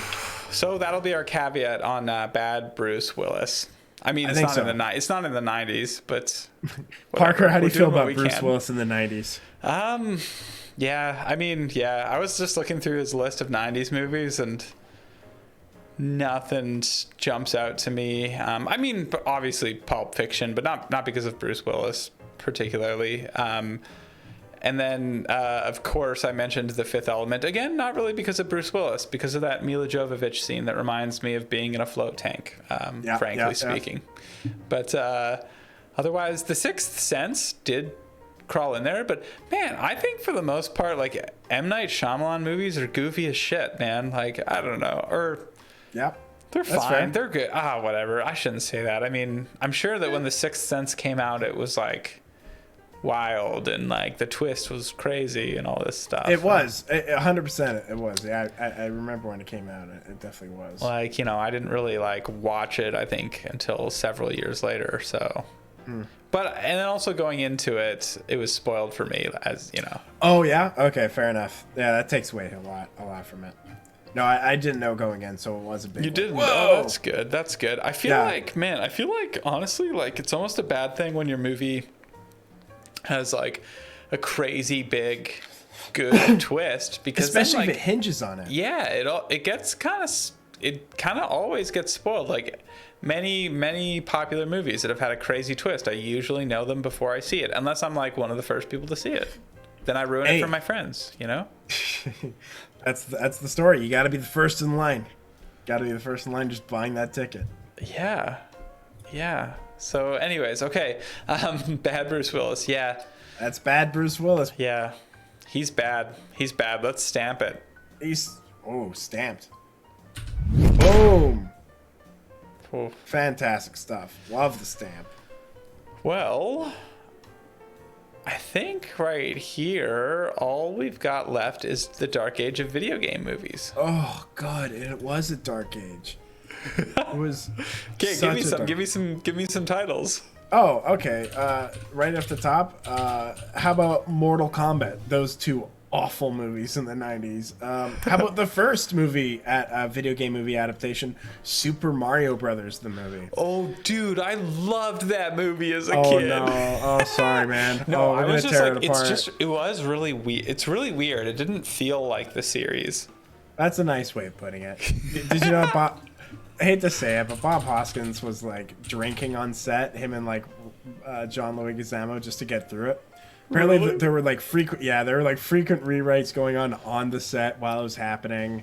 Just like they didn't know what the fuck they were saying. It was just apparently just a big mess all around, which it blows my mind. Like it's, but either way, it was the way it was. That is the first video game movie adaptation, and is, I hate to say, sorry Parker, you love it, but it is regarded as one of the worst movies of all time, and it is such a waste of good talent. Like I said, Bob Hoskins is in it, coming off he wasn't coming off hot of Roger Rabbit, but he was still like around the Roger Rabbit time where he could have been capitalizing on that a bit more. And it probably seemed like a fantastic idea. He didn't know what the hell it was until his son told him to take it, because he was into Mario. Like, it makes sense. It's the biggest thing at the time. They hadn't really done video game movie adaptations, so who's to think? This is probably the next big thing. Hey! And it was terrible. It was, oh boy. So yeah, they're like American, they're plumbers. What's the, it's taken pretty literally, isn't it? Like, in just like a weird way. Yeah. They are actual plumbers. So Luigi plays kind of more like Mario's son in this, which is weird. So like Luigi is an orphan and Mario took him in, and Luigi even alludes to him being more like a father figure. But his their last names is like, his name's Mario. Like, in one scene, he says his last name, and it's Mario, and then Luigi says his name, and it's Luigi Mario. And it's like, I'm not sure if it was like a gag, but like it was not done well or executed well. I don't think it was a gag because they played it perfectly straight. Yeah. So the movie is a great role for Fisher Stevens. That's probably the best thing I can say about that movie. Is wow, good for Fisher Stevens for landing a big role like that. But was it the worst of the video game movie adaptations in the 90s? Probably, but it was also maybe on par with them as well, because there were so many bad ones. Like I was saying, Street Fighter, another horrible movie. Jean-Claude Van Damme. Unfortunately, it was the person that played Gomez from Addams Family. Sorry for not being able to pull his name. I usually am able to pull his name. He passed away, and his last role, unfortunately, was playing the villain in Street Fighter, which is unfortunate because that's not a great movie. I wish I had his name. Here, I'll find it. Yeah, thanks, because I'm usually able to remember his name. It's from the Addams Family.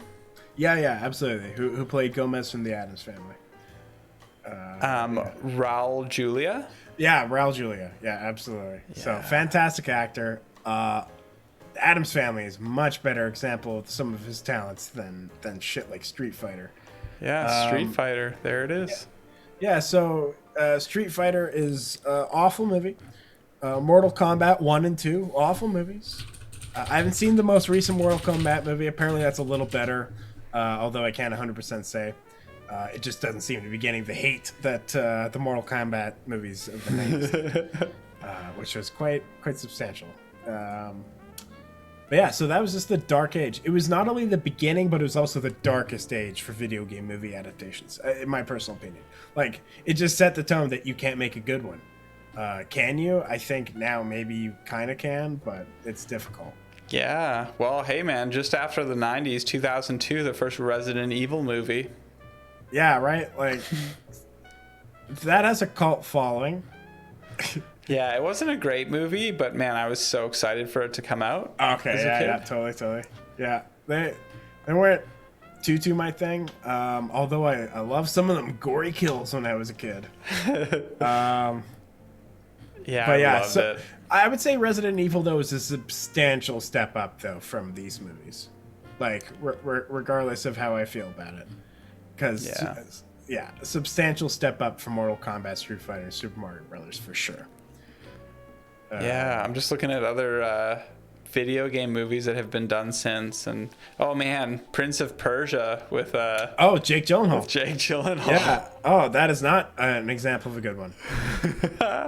Again, though, I don't think they're as like. I think those movies suffer from being so boring and bland that they just like they aren't horrible like the '90s ones were. Yeah. Man, okay. Well, let's stamp it and let's get moving. Stamp Sound it. Good? Absolutely. I'm excited. Stamped. Love it. Love the stamp. Ooh, okay, we got 2 more tiers, right? Yeah, I guess we're moving on to the next year, huh? Ooh. Whoa. Well, we just talked about our friend Bruce Willis, and we got a little more Bruce Willis down here, huh? Got the next category. What is weird Bruce Willis? What do we got in weird Bruce Willis? You want to do it? Want to talk about it? Let's get do into it. Let's do it. All right. Well, we talked about bad Bruce Willis. How there were 7 bad Bruce Willis movies. Here are another 3: Breakfast of Champions, Color of Night, and Hudson Hawk. So we talked a little bit about Color of Night before. To elaborate on it, Bruce Willis plays a therapist whose patient goes nuts and kills themselves right in front of him. And he sees them jump out of a building and splat on the ground below. And while he's looking at their blood, the color goes away. He can no longer see the color red. Whoa. That's a big plot point. But don't worry, by the end, he can see the color. As I was saying, the person that is the main squeeze is pretending to be multiple people to manipulate some people for financial gain. Although it is revealed that she is being manipulated by an even higher power, who may or may not be her brother, who is like abusing her and stuff like that. There's a lot of like weird shit going on in this movie. It is weirder than it is bad, and it is very bad. So I don't know how to like sum up the plot other than to say that it's like kind of the same like Red Shoe Diaries back and forth bullshit, just so poorly written that it becomes weird because the person doesn't know how to write themselves out of some of these situations, that they just like kind of just write the next scene, or they just don't care, or they just expect you to accept it and move on. And it is just like, it's weird, and the twists in it are baffling. They really are. They aren't like good. They're just like, so I highly recommend skimming through that one, or at least looking it up a bit and seeing maybe some highlight scenes. Maybe not watching the entire movie. That's just one of them. That's just the one most talked about. Hudson Hawk was the big Bruce Willis gamble. That was the $65 million Bruce Willis gamble. He made Die Hard. It was a huge hit. He made Die Hard 2. Huge hit. Bruce Willis is untouchable. What movie did he want to make? He wrote the story to this movie even. Hudson Hawk. He doubled down on this movie where he plays like a jewel thief, a quirky jewel thief. And it is mixed at best. I would say it's not awful. I would say it's, again, weird, like a weird Bruce Willis movie. I would say it's definitely a misfire. Bruce Willis writing... Bruce Willis sounds like he has some ego problems on set.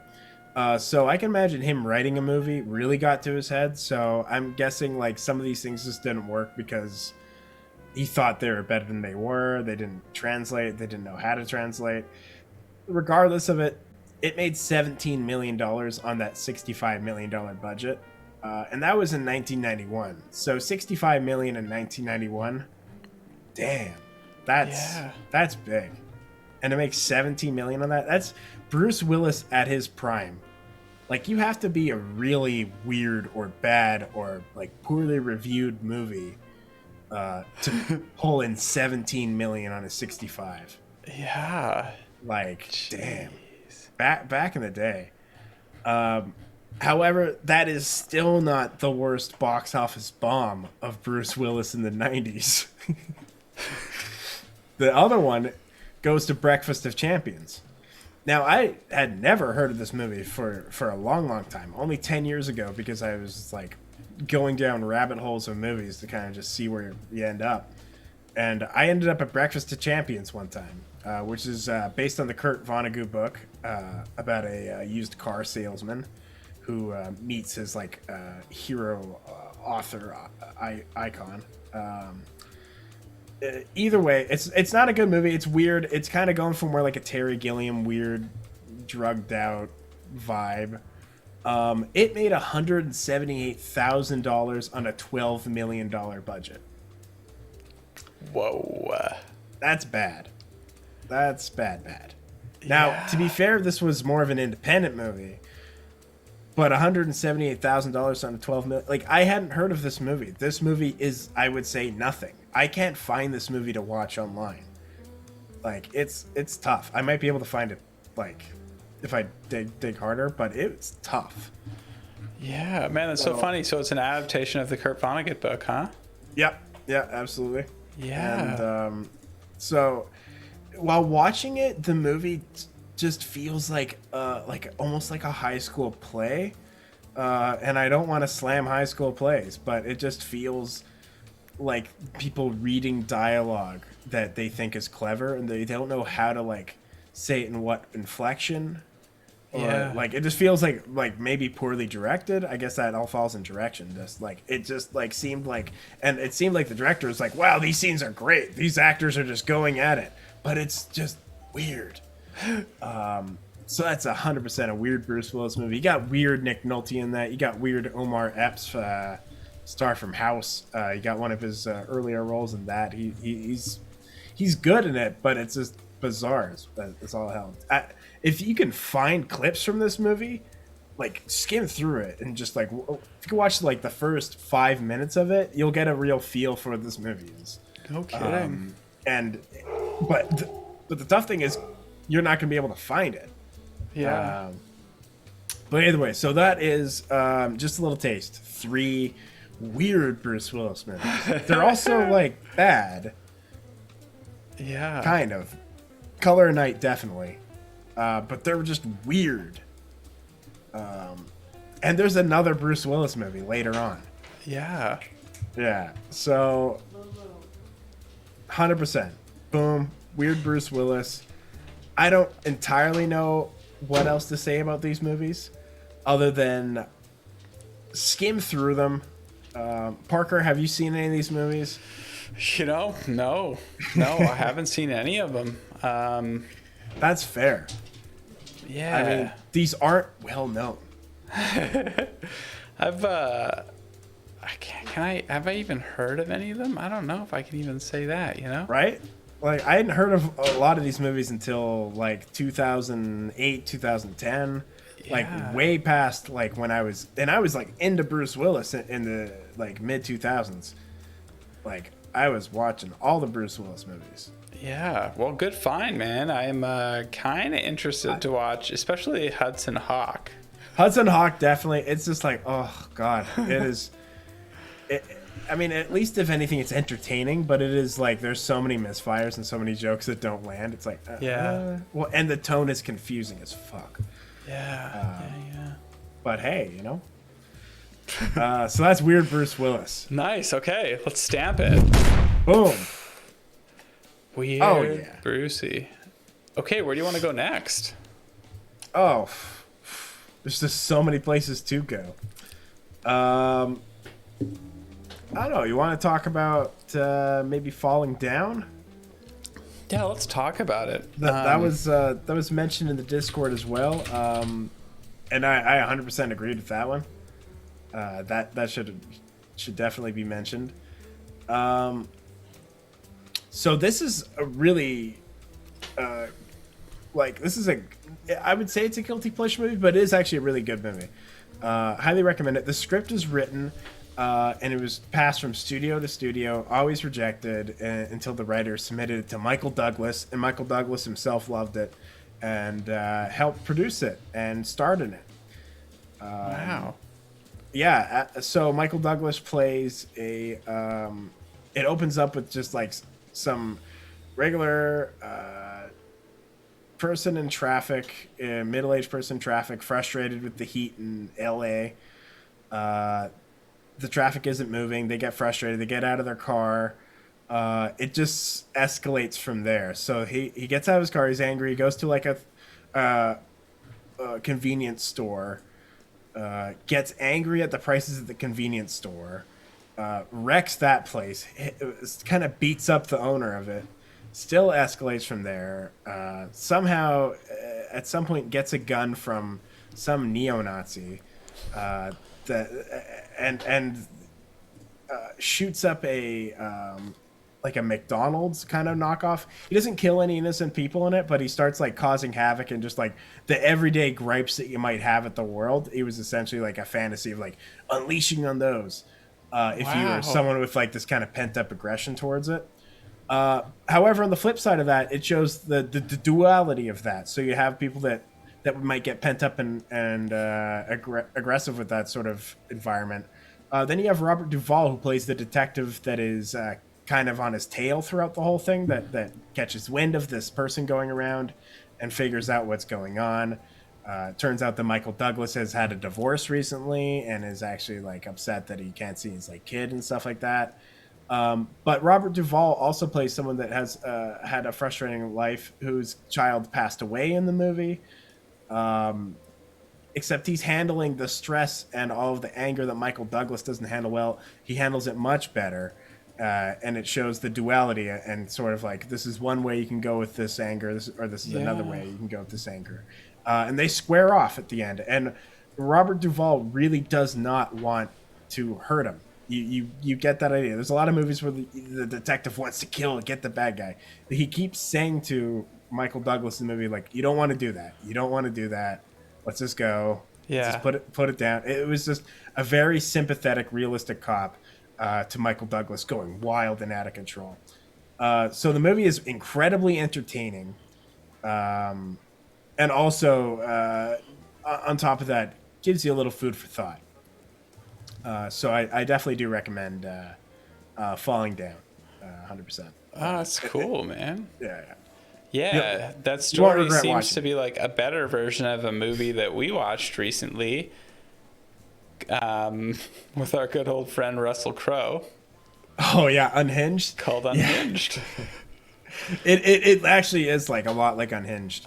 But it seems like the characters are a little deeper, more developed, maybe. It's an actual movie. Yeah, 100%. It's an actual movie. Yeah, it's not just like some bullshit that is made. Like, we got Russell Crowe in a fucking truck. I don't know. What do you want to do? Yeah, jeez.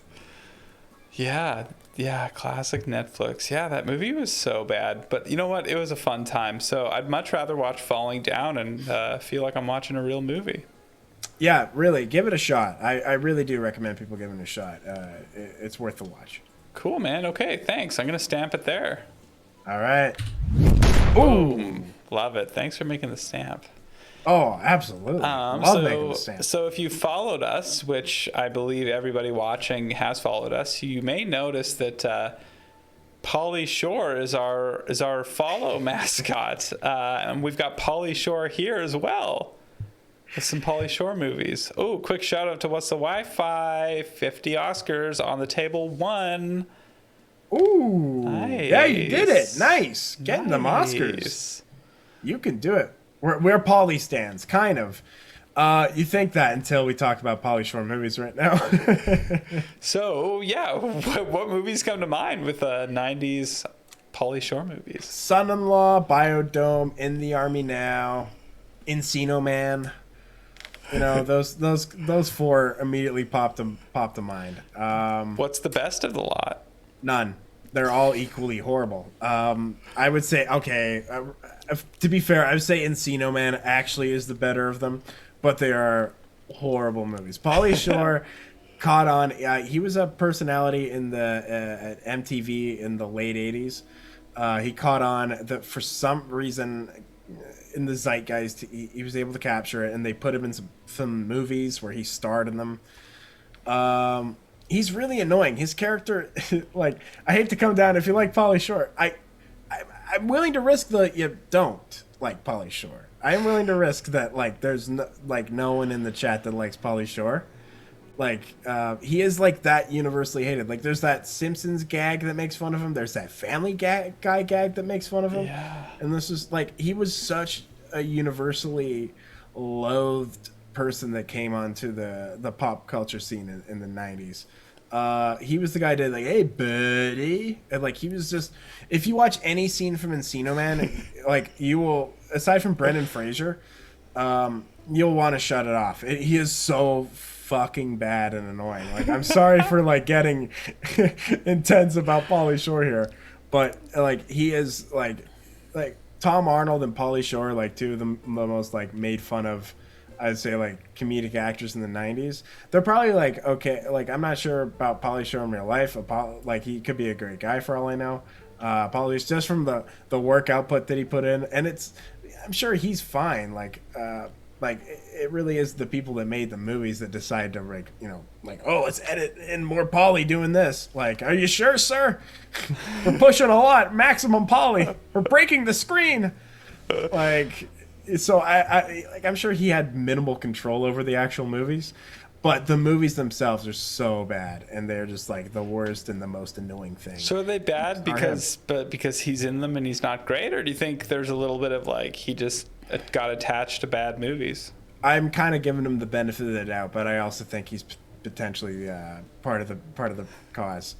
Like, I don't think he's writing these things, but I don't think he's good enough. So, like, the fact that they, like, double down on him is, like, it's a lose-lose. I think he was profitable, though, for a little bit, because, I mean, they kept making them. So Biodome is just, like, him and one of the lesser Baldwins in a biodome. Literally, that's the plot, and they, like, fuck around. They're not supposed to be in there, and they are. Yeah, you know, there's a lot of mugging towards the camera, a lot of looking at the camera and making funny faces.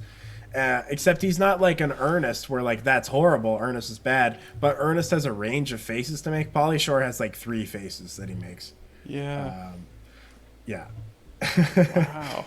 So there we go. But I love making fun of Pauly Shore, and I love taking the shot at. I'm sure he would probably be fine with it too. I'm sure he knows his what's up a bit. Yeah, he's probably a cool guy. I'm sure he's self-aware, right? I'm sure he must be to some degree. With a voice like that, yeah. Yeah, right? Cool. So, Pauly Shore movies, boom. Yeah, we recently watched a modern Pauly Shore movie. What was it called? The Guest House. The Guest House. I keep calling it The House Guest, but I think that's a movie of Sinbad. Yeah, The Guest House. Oh, boy. That's a tough movie. That's really tough. That movie really didn't do great. Honestly, I actually feel most bad for Mike Castle, I think his name is. Lauren Lapkus' husband. Yeah, Lauren Lapkus' son. Because he was in that, and it sucked. And then he was also in this Netflix series that I'm sure is going to get canceled called Bruise Brothers. Have you heard of it? Yeah, you've mentioned it to me a few times. It does not sound amazing. Yeah, it's about these, like, 2 brothers who start a craft brewery, and the show is unwatchable. As a person who, you know, is a beer nerd, I really wanted to enjoy the show. It is, like, so bad it's unwatchable. It is disgusting. Great, love it. It's all just, like, potty jokes and, like, just really bad jokes that are just, like, not funny. I mean, you could do good potty jokes, but this is not good potty jokes. There's no character development. It was made by one of the showrunners from That 70s Show, I believe. Oh, or whatever, the guy behind it. I'm not the biggest. He was the one that whoever made That 80s Show. That's it. Yeah. Yeah, exactly. Yeah. Took a few years of a break working on this masterpiece called Bruise Brothers, and, well, I gotta check that out. You've been hyping up so much that I'm very curious at this point. But anyways, it was really bad, and Mike Castle's character was the most frustrating. And then he was in The Guest House. Damn, that's Yeah, a it wasn't shame. great. I want to love him.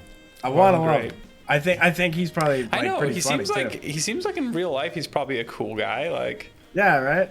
Like I'm a Lauren Lapkus stan, legit. yeah, Big Lapkus stan. yeah.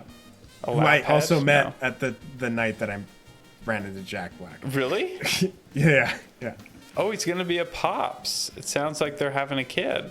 Yeah, absolutely. Yeah, Lauren Lapkus and Mike Osley. Yeah, they're having a kid. I think they're having a girl. Yeah, they were talking about it on a podcast to listen to. Okay, I thought you meant maybe Pauly Shore's gonna be a fresh father. Oh, I don't think anyone's. No. Yeah.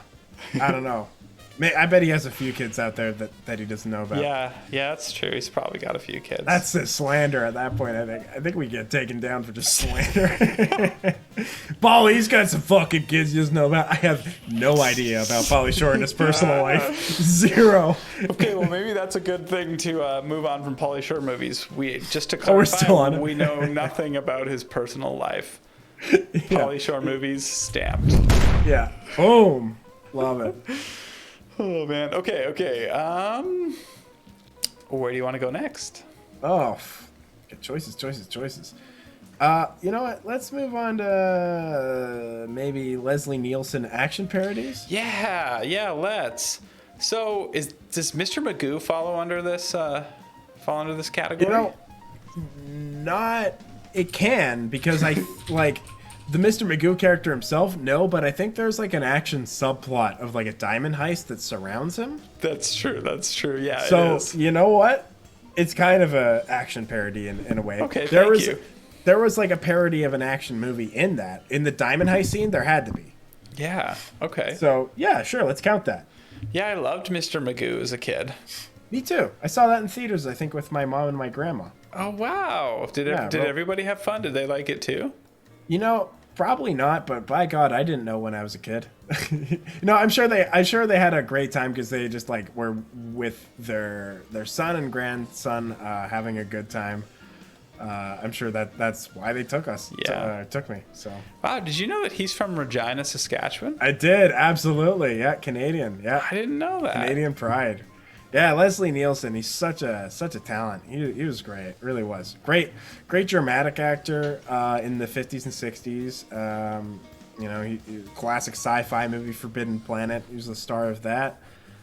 He played like more serious roles, and then Airplane came along and he did that iconic role, and like from then on, he was just doing those kind of action parodies that.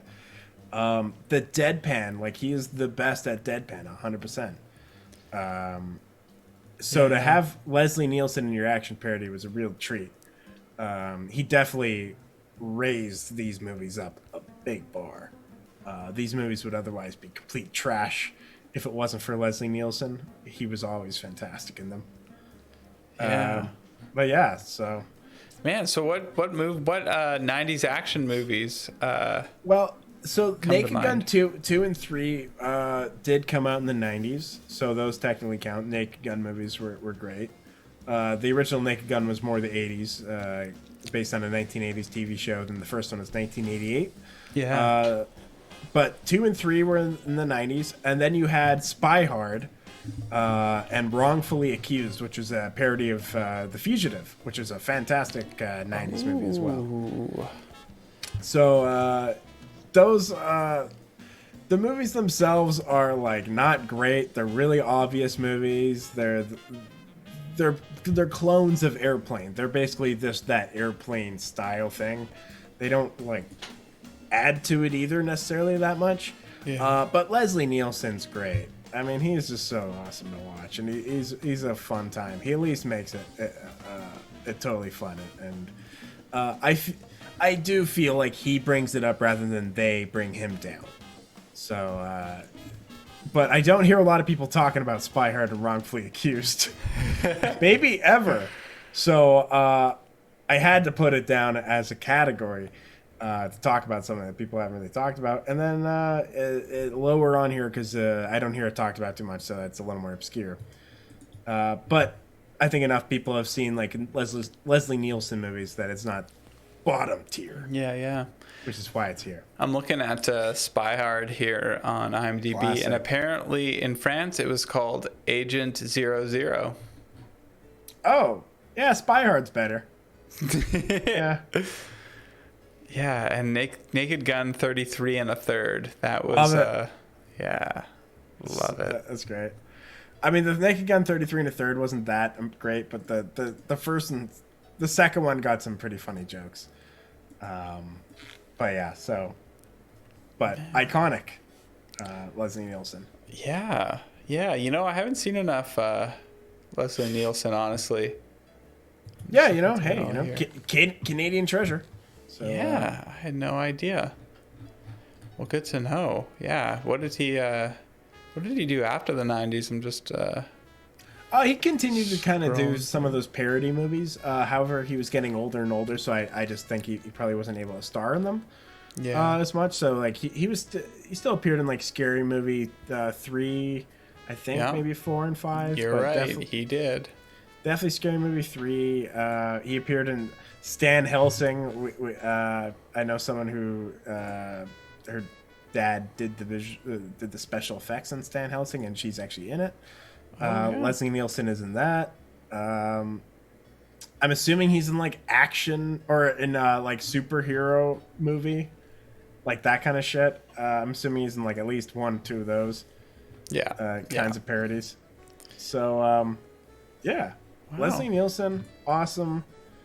Rest in peace. Great Canadian treasure. Yeah. Nice. Well, thanks for sharing. Absolutely. Anytime I get to share about Leslie, I take the opportunity. Yeah, and in my books, Mr. Magoo will be one of those action parodies. Boom. Number one. Number 1 with a bullet. Okay, I'm gonna stamp it. Ooh. Boom. Stamped. Love it. Okay. Tell me about From Dusk Till Dawn. Oh yeah. So this is a great collaboration between Robert Rodriguez and Quentin Tarantino. Quentin Tarantino did this movie, I believe, because Greg Nicotero, the special effects artist, he did Reservoir Dogs for pretty cheap. And as a favor, Tarantino said he would write a movie for him. And the movie he came up with was From Dusk Till Dawn. So Tarantino wrote the screenplay and Robert Rodriguez directed it. This is a fun movie. This is Robert Rodriguez, I believe his 3rd movie, his 2nd big Hollywood movie. His first big Hollywood movie was Desperado, a sequel to El Mariachi, and then this was its own thing. This was another breakout performance for George Clooney, who was doing TV up until this point, and then he did this. It stars George Clooney and Quentin Tarantino. Yeah, so Quentin Tarantino stars in this movie with George Clooney. So tell me, how's that? Great. It's kidding. Great. Dude, I want to watch this movie. So the movie itself it's 2 movies. One is a really awesome movie, and the other is an okay-ish movie. So, but I love that they did both of them. So the first half of the movie is like a crime drama with George Clooney and Quentin Tarantino are 2 killer criminals. They're gangsters, and Quentin Tarantino is the demented brother of George Clooney, who actually is kind of a weird killer, but George Clooney is more of a straight gangster who doesn't kill unless he has to. So they break out of court by shooting it up, and they tear off in Texas. And they eventually run into Juliette Lewis and her family, and her dad, played by Harvey Keitel. They hijack their RV and essentially want to hide in their RV when they cross over into Mexico so they could become free. And they're meeting someone in Mexico to help them out and to start doing a new job. And they're meeting at a bar. So they get across Mexico, which is great. The first half is awesome. It's just tense. George Clooney is really intense. Quentin Tarantino is a total fucking creep. but George Clooney has him on a leash, doesn't let him get too crazy and wild.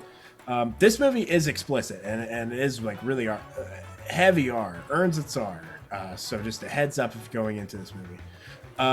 So that's the first half of the movie. The second half is once they get to the bar. So the movie plays pretty straight up until now. There's nothing goofy, nothing supernatural. At the bar, the servers and the owners are vampires and demons.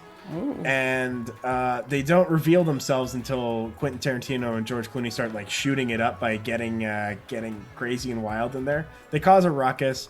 It causes the vampires to come out, and it then turns into George Clooney and Juliette Lewis and Harvey Keitel versus a plethora of vampires. Whoa.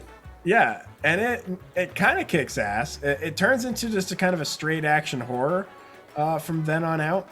But the radical shift in tone really makes this movie like Sweet. It is like what? And it's the ending. So the movie is definitely made to go along with a bottle of tequila. This movie was not like made to be taken seriously at all. The ending, the last shot. Yeah, I only remember the end. Absolutely. So the movie zooms out and reveals that the back of the bar is a gateway to hell. It's like this old temple. Like it looks like an old Mayan temple with like all these like skulls and bones. And it's like playing like this old like kind of 60s rock while it shows that. So it's a fun time.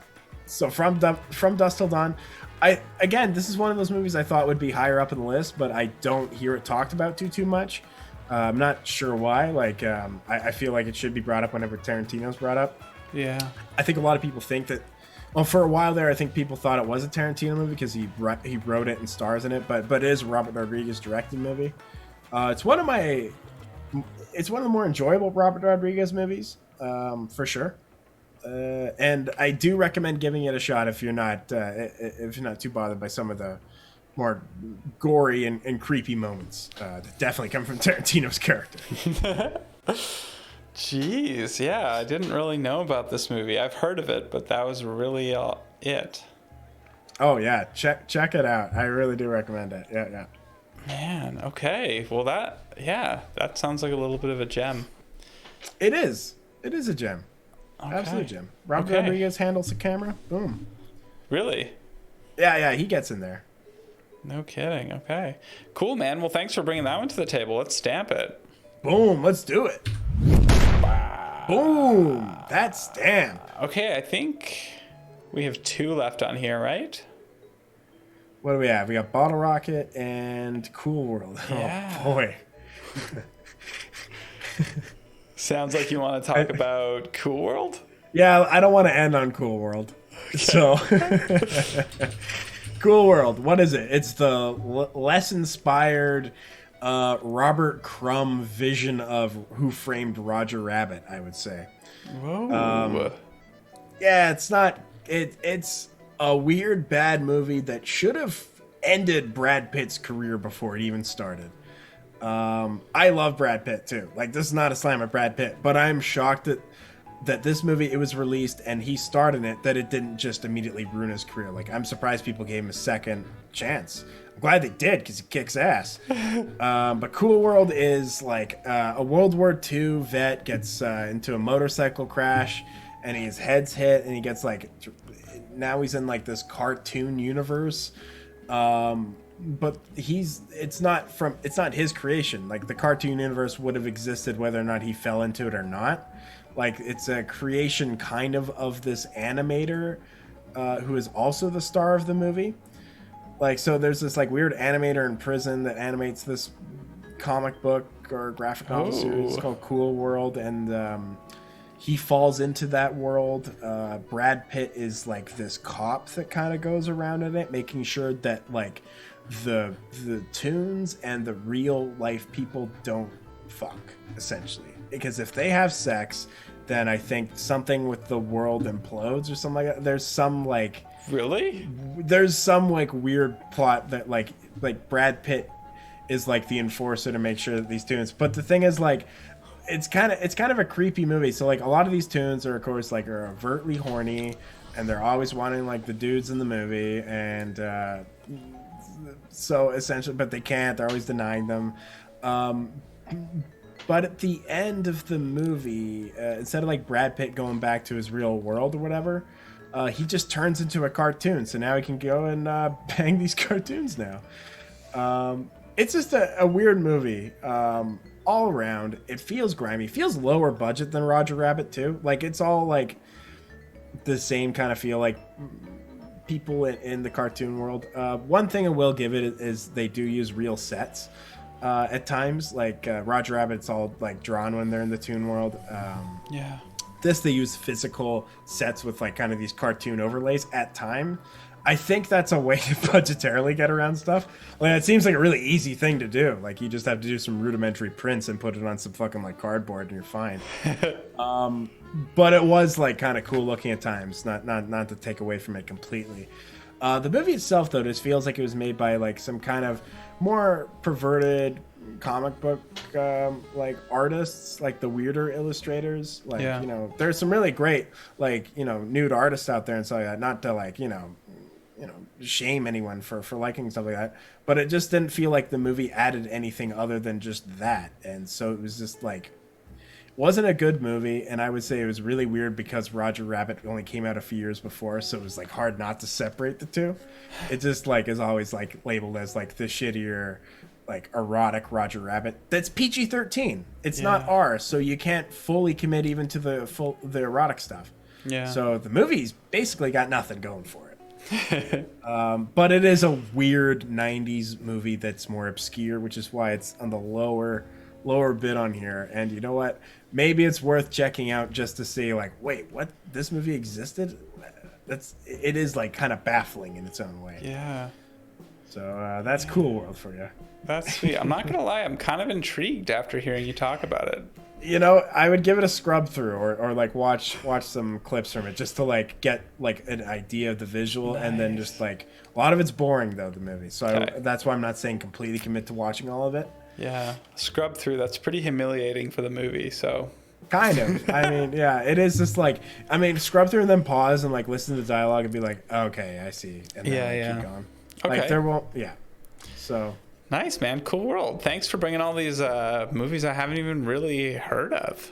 Hey, man, it's the bottom of the iceberg. Yeah, we're getting there. I guess we got one more tier, but yeah, we're getting there. Okay, let's stamp Cool World and talk about Bottle Rocket. Woo! So, okay, Bottle Rocket. Yeah. I'm curious. Yeah, you added that one here, and that's a specific pick. Tell me about Bottle Rocket. I've done so many like groups of movies here, like Pauly Shore movies, weird Bruce Willis movies, Leslie Nielsen action parodies, like the Kevin Smith Golden Age. I could have put like Wes Anderson movies in general, but he did only have 2 in the 90s. And so I thought we just kind of use Bottle Rocket as a launching point to kind of talk about the start of it, the start of Wes Anderson and the Wilson brothers. Yeah, that's true. Yeah, so I mean, it is the start of them. I mean, it put them on the map. All 3 of them. 2 of them are still kind of on that map. And, yeah. One most people forget about. Are like, oh yeah, he was in stuff. Yeah. Yeah. What do you think about Bottle Rocket? I know you've seen it. Yeah. Right? Yeah. I mean, I love Wes Anderson movies for the most part, really, and this one's no exception. I think it's pretty cool. I mean, I like his later movies better. Just because he's like getting better at his craft, I guess. I agree. His style. Sort of like Tarantino, huh? Yeah. I would say that. Like honestly, the Grand Budapest Hotel, I really liked that movie, like a lot. And that is one of his later movies, and I don't know. It was just like I feel like he's like worked his way into his style. Not to say I don't know though, because all of his movies have a very unique aesthetic to them.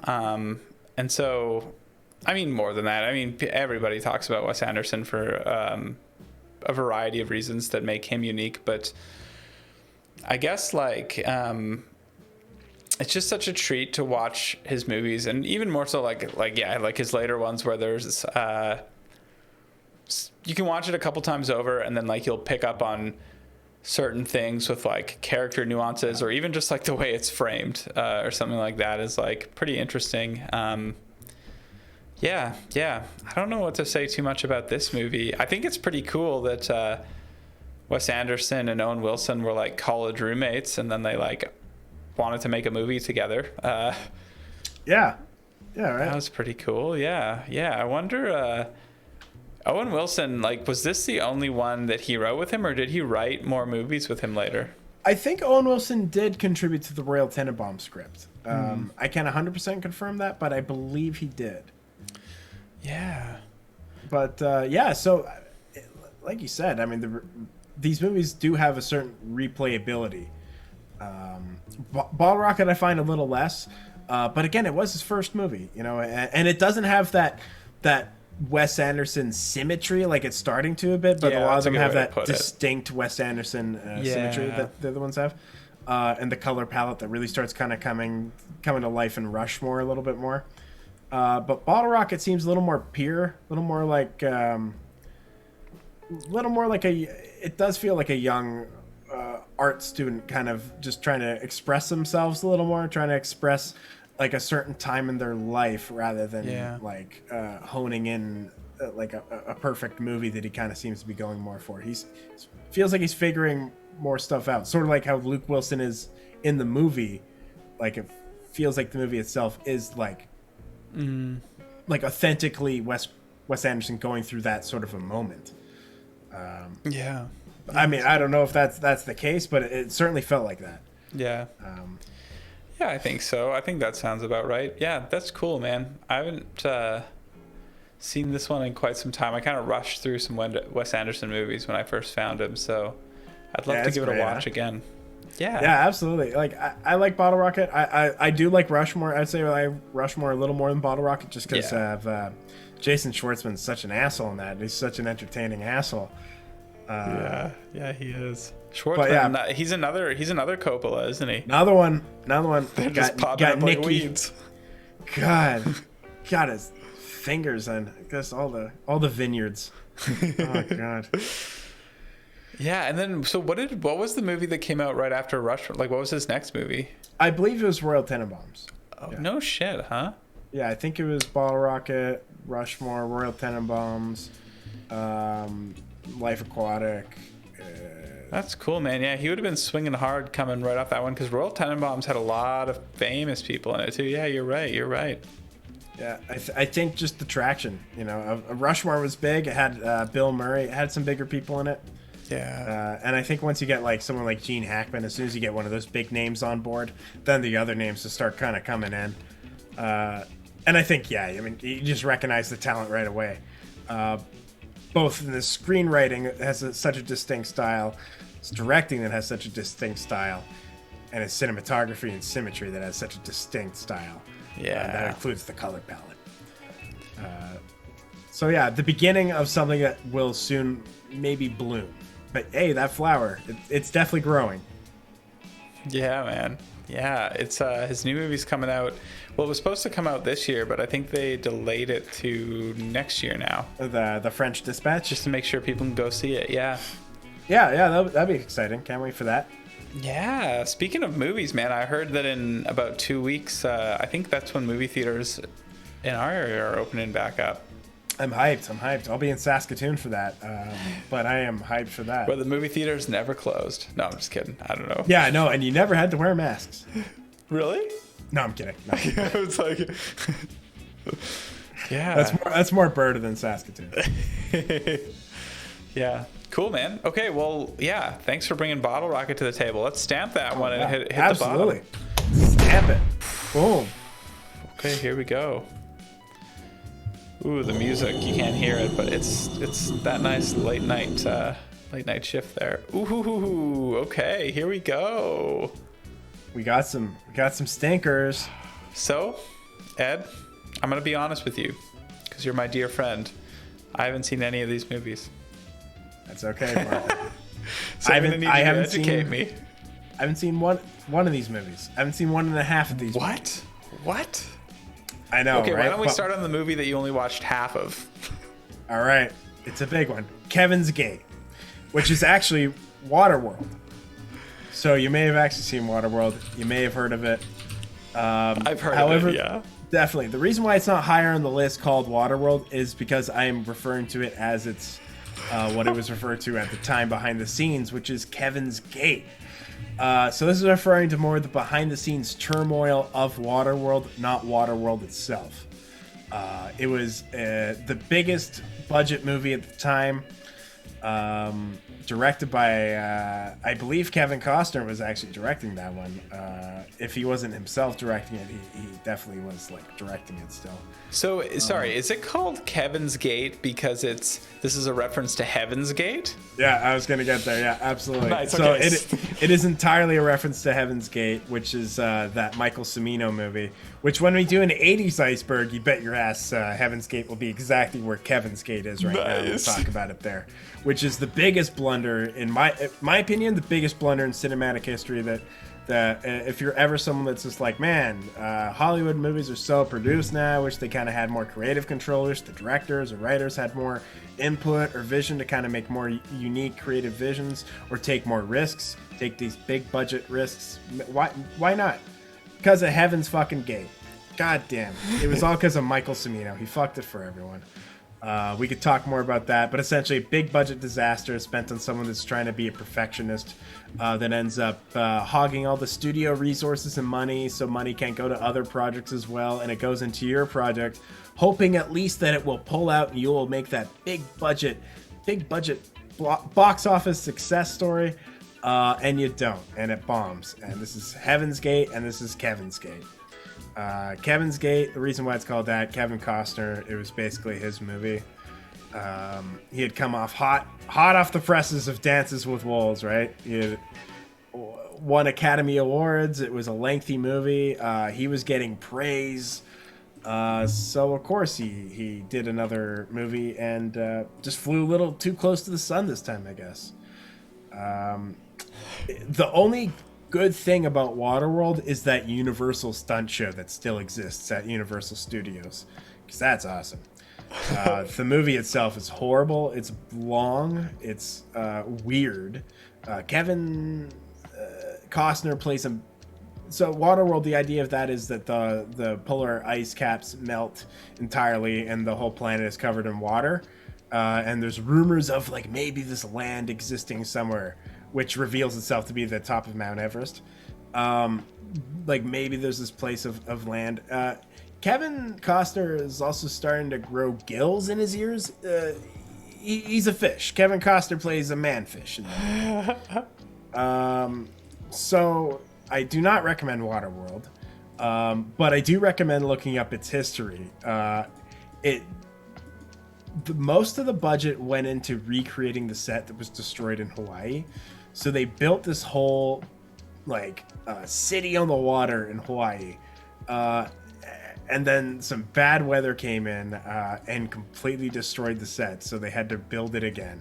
And that was millions of dollars. Reshoots, rewrites, so many things, like the classic things that plague movies. This was all of that amped up to 10. Kevin's Gate. So one of those. Yeah, why did all that stuff happen? Is that because weather, ego, weather and ego? Yeah, those are usually the things that kind of plague a movie set. Wow. Yeah. So the reason why this is on here is entirely because of the lore, not because of the movie. Yeah. Okay. Well, but the movie itself ain't too great.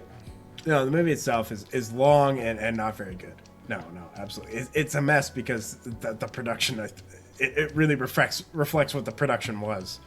Just a total chaotic mess. Wow. Hey, Kim Coates has a pretty good role in it, so good for Kim Coates. Okay. That is a big thumbs up. Yeah, I've definitely heard of the movie, and yeah, I don't think I've ever heard great things, but I didn't realize it was like a big ego trip behind the scenes. Yeah, one of the biggest box office disasters ever. Now they've had a lot more. In 2013 had that big box office, that semi-implosion. where a lot of movies lost like 200 million. This was like pre that, but still like lost so much money. It's insane. Yeah. So that's the movie that you've seen half of? Yes. Did you just shut it off? Or you were... No, it wasn't even necessarily that. I think I was just like skimming through it because like I knew what the movie was, so I was like, eh. Yeah. Nice. Okay, cool, man. Yeah. Oh, Kevin's Gate. Maybe we can watch the back half of that sometime. Maybe. Okay, where do you want to go next? Ooh, choices. Maybe we should go for Swimming with Sharks. Not Dancing with Wolves? Is this a sequel or sequel? Kind of, a little bit. Well, has some ego problems as well. So this movie is about the director, first-time director, George Hung. His experience with working with big producer Joel Silver. Joel Silver produced like big 80s action movies. He also produced like The Matrix, I believe Speed, those kind of big movies. And George Hung was like his assistant at some point and wrote this movie, Swimming with Sharks, kind of based on his experience. So this movie's got some interesting issues with it. So the boss is played by Kevin Spacey. So he's easy to hate as the villain, and he is like a creep and a torturous person in the movie. So it's almost like an okay role because you get to hate him and you get to see him get the shit kicked out of him throughout the movie. Oh. But it's still like Kevin Spacey in a movie, so it's like it's a little weird watching. However, Kevin Spacey plays a big studio exec, and the character, I forget the actor's name, Fred something. Oh boy, let me see if I can pull up. Fred Wally. Yeah. Fred Wally plays his assistant, and the executive is super abusive to the assistant, and the assistant is eventually so fed up with all this horrendous abuse, just like the classic Hollywood assistant abuse that you can see in movies and stuff like that. It's a lot of that. Apparently, though, this was real, so it was based on something. But then the assistant kidnaps the exec. So Fred Wally kidnaps Kevin Spacey, ties him up, and starts like torturing him and beating the shit out of him and kind of giving him comeuppance for all the mistreatment he's given him over the years. So the reason why it's on here at the bottom of the list is it was kind of an influential independent movie. But it's really not talked about.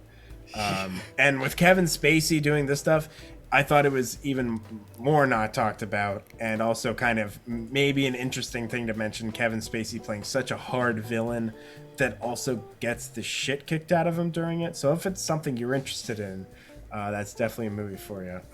But again, like it is. So I mentioned this movie in like one of my producing classes. And I was like, "Oh, Swimming with Sharks." She's like, "That's a terrible example of like of Hollywood or something like that." Went off on the movie for being a terrible example, but it is based.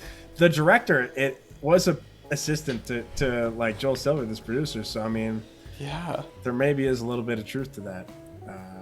Man, I think people just don't like talking about some of that stuff. Now it's coming out more and more, which is great. So it's interesting seeing a movie about some of this abuse that came out in 1994, and I feel like we aren't really getting some of these confirmations that people like Harvey Weinstein and these like Joel Silver and these big like abusive executives like people knew about it back then, and people were trying to kind of get the word out that these people were doing things. They just obviously couldn't directly say it without completely ruining their lives. But yeah, so it's kind of an interesting movie from that perspective. It's a lower budget. Fred Wally, I think, should have had a bigger career. I really like him. I saw him in this and basically an episode of Psych, and that's pretty much all I've seen him in. And he's right, and he's such a good actor. And I hope he is in more stuff. And I'm just like the ignorant one here. but it's a well acted movie. There's some melodramatic music, I think, where he's like kind of beating the shit out of Kevin Spacey, like some weird like lower budget like synth music. It kind of takes me out of it sometimes. But aside from that, that is just due to budget reasons. It was like something like a $450,000 budget. Aside from the budget issues, I think it's a solid movie. Definitely interesting. Yeah. Okay, cool, man. I was just looking up Kevin Spacey. Apparently he's making a comeback movie in Italy right now. You're joking, right? I'm not joking, man. Really? Yeah. Is it called the Kevin Spacey Comeback Tour? It might as well. I don't really know what the deal is. If it's going to be like a movie for like Italian markets or I don't know. But can't wait to see it. Yeah, something like that. He was spotted with his boyfriend, so now he's all right. Well, not. Do you think that's gonna score him some brownie points? I'm like, because didn't he pulled that kind of straight away as a thing? Yeah, like, he that's thought like right, the issue I'm was coming out now, and he tried to Yeah. like turn his abuse story into a coming out story. Yeah, exactly. Right. Like your repressed homosexuality is not the issue. Yeah, that's not the problem with raping people. But yeah, right. Yeah. So I don't know, man. I still think that was really wild. That like YouTube video that he posted of him doing. Oh yeah, as Frank. Oh. Frank Underwood, is that? I haven't seen. Yeah. Yeah, he did his like Frank Underwood character, but does like it at Christmas every year. I'm not sure if he did it last Christmas, but he did for 2 Christmases in a row. And is that when and it was like that? He had like that dark message. Yes. Yeah. Kind of saying like, oh, revenge will happen to the people, and then like someone that accused him, I think, died, committed suicide like a few weeks later. Really? Or like around that time. Yeah. There's some like really crazy. I don't want to get into conspiracy. Yeah, that's fair. Either way, Kevin Spacey, total creep, potential murderer. Who knows? Yeah, either way. Who knows? Let's stamp that on who knows. We don't know. Hey. Ooh. Okay. Love it. 2 movies left. What you gonna pick? Tough. Well, we got a goodie that's not talked about, and then we got a bomb that. Okay, let's end on a goodie. So let's talk about the bomb. All right, bomb, the last Bruce Willis movie. All right, this is it. So you got Die Hard. After Die Hard, Bruce Willis is really, really hot shit. So, Bonfire of the Vanities is a very popular novel that was bought. It was going to turn into a highly anticipated movie directed by Brian De Palma. Problem is, everybody kept dropping out of this movie to the point where they were getting desperate with casting. So this movie is notoriously known as being one of the most miscast movies ever. So you had Tom Hanks and Bruce Willis in this kind of in this drama-ish comedy directed by Brian De Palma. Really weird choice, especially Bruce Willis just did Die Hard, is just off Die Hard. So this movie was a $40-50 million movie. Again, played with a lot of the same production issues that you hear with a lot of these movies. Made $16 million on a $47 million movie with Bruce Willis and Tom Hanks as your headliners. Directed by Brian De Palma. So this was like aimed to be like a top tier movie at the time, and it was one of the biggest critical and financial bombs. I would say similar. I would say it was more known than Hudson Hawk than being a bomb at the time, just from the talent involved. It wasn't just a Bruce Willis bomb. It was a De Palma bomb. It was a Hanks bomb. It was also a Willis bomb. And the thing is, this movie is so filled with production problems. There is a book about it. It's called The Devil's Candy, and it's written about it. And here it is. The book generally talks about Bruce Willis being disliked by the cast and crew due to his ego. You don't say. And Brian De Palma, the director, has called the book accurate. That does not make Bruce Willis look good. Wow. That's another big bomb within a year. This was a year before Hudson Hawk. Bruce Willis had Bonfire of the Vanities and Hudson Hawk back-to-back years. back-to-back mega bombs. Man. Yeah, the reason why Bonfire of the Vanities, though, is a little lower is because people don't talk about this one at all, even less so than Hudson Hawk. Which is shocking because, again, it's not just a Bruce Willis bomb. It's a Tom Hanks and a Brian De Palma bomb when they're at their top of the game. Like, this is Brian De Palma when he was doing Untouchables and stuff like that. So he should be, like, knocking them out, but... Yeah. Man, so... Yeah. And Tom Hanks, too, huh? Yeah, Tom Hanks. He didn't get as much flack as, like, he bounced back so good, so quick in the 90s. But Bruce Willis, I'm shocked that he pulled through. And now that I'm painting this picture, like, Bruce Willis, his career has not been great. Yeah. Oh, lucky man. Career. Very lucky career. Yeah, what happened? Do you think he just doesn't know how to pick a movie, or? I think he'll pick any movie, as long as the money's right. Or if he'll then try, apparently, when he, like, feels like he's inspired by the director, I think. Yeah. He had gold with Die Hard. He did, absolutely. Don't fix what ain't broke. Yeah. Amen to that. What's Wi-Fi says that Kevin Spacey's new video is 1-800-XMIS? Oh, awful. That's wild. Is that an actual number that hopefully Kevin Spacey picks up on? Oh, hopefully he doesn't, actually. Man. Okay, let's stamp that puppy. Boom. Oof. Love it. All right. Best for last. Yeah? You know what? Probably not. This isn't ranked on best, but it's a better. I'll tell you that much. Okay, nice. It's a better, and it's got David Arquette in it. Oh, our favorite guy. Hey, you like David Arquette? Yeah. So yeah, sure. I guess I do. Right? It doesn't star him, but he's in it. Damn it. Oh, and Robert Carlyle. Guy Pearce, some terrific actors, female director, which is awesome for this kind of movie. So this was Ravenous. Which is a kick-ass movie in the late 90s that, again, isn't mentioned a lot. I think a lot of it has to do with its lower budget. Wasn't really well-known when it first came out. Mixed reviews, I believe, as well. Really? This movie has some really, really great cinematography, great production design, good gore effects. That doesn't really make a great movie, but terrific music. The music in this movie is fantastic. I'm really? Absolutely. Got to check out this movie for the music alone and what it does for the scenes. It elevates the scenes. It makes them... Some of these scenes in the movie gives me absolute goosebumps, and that has to do with how terrific the music plays in with the movie and the really? Scenes.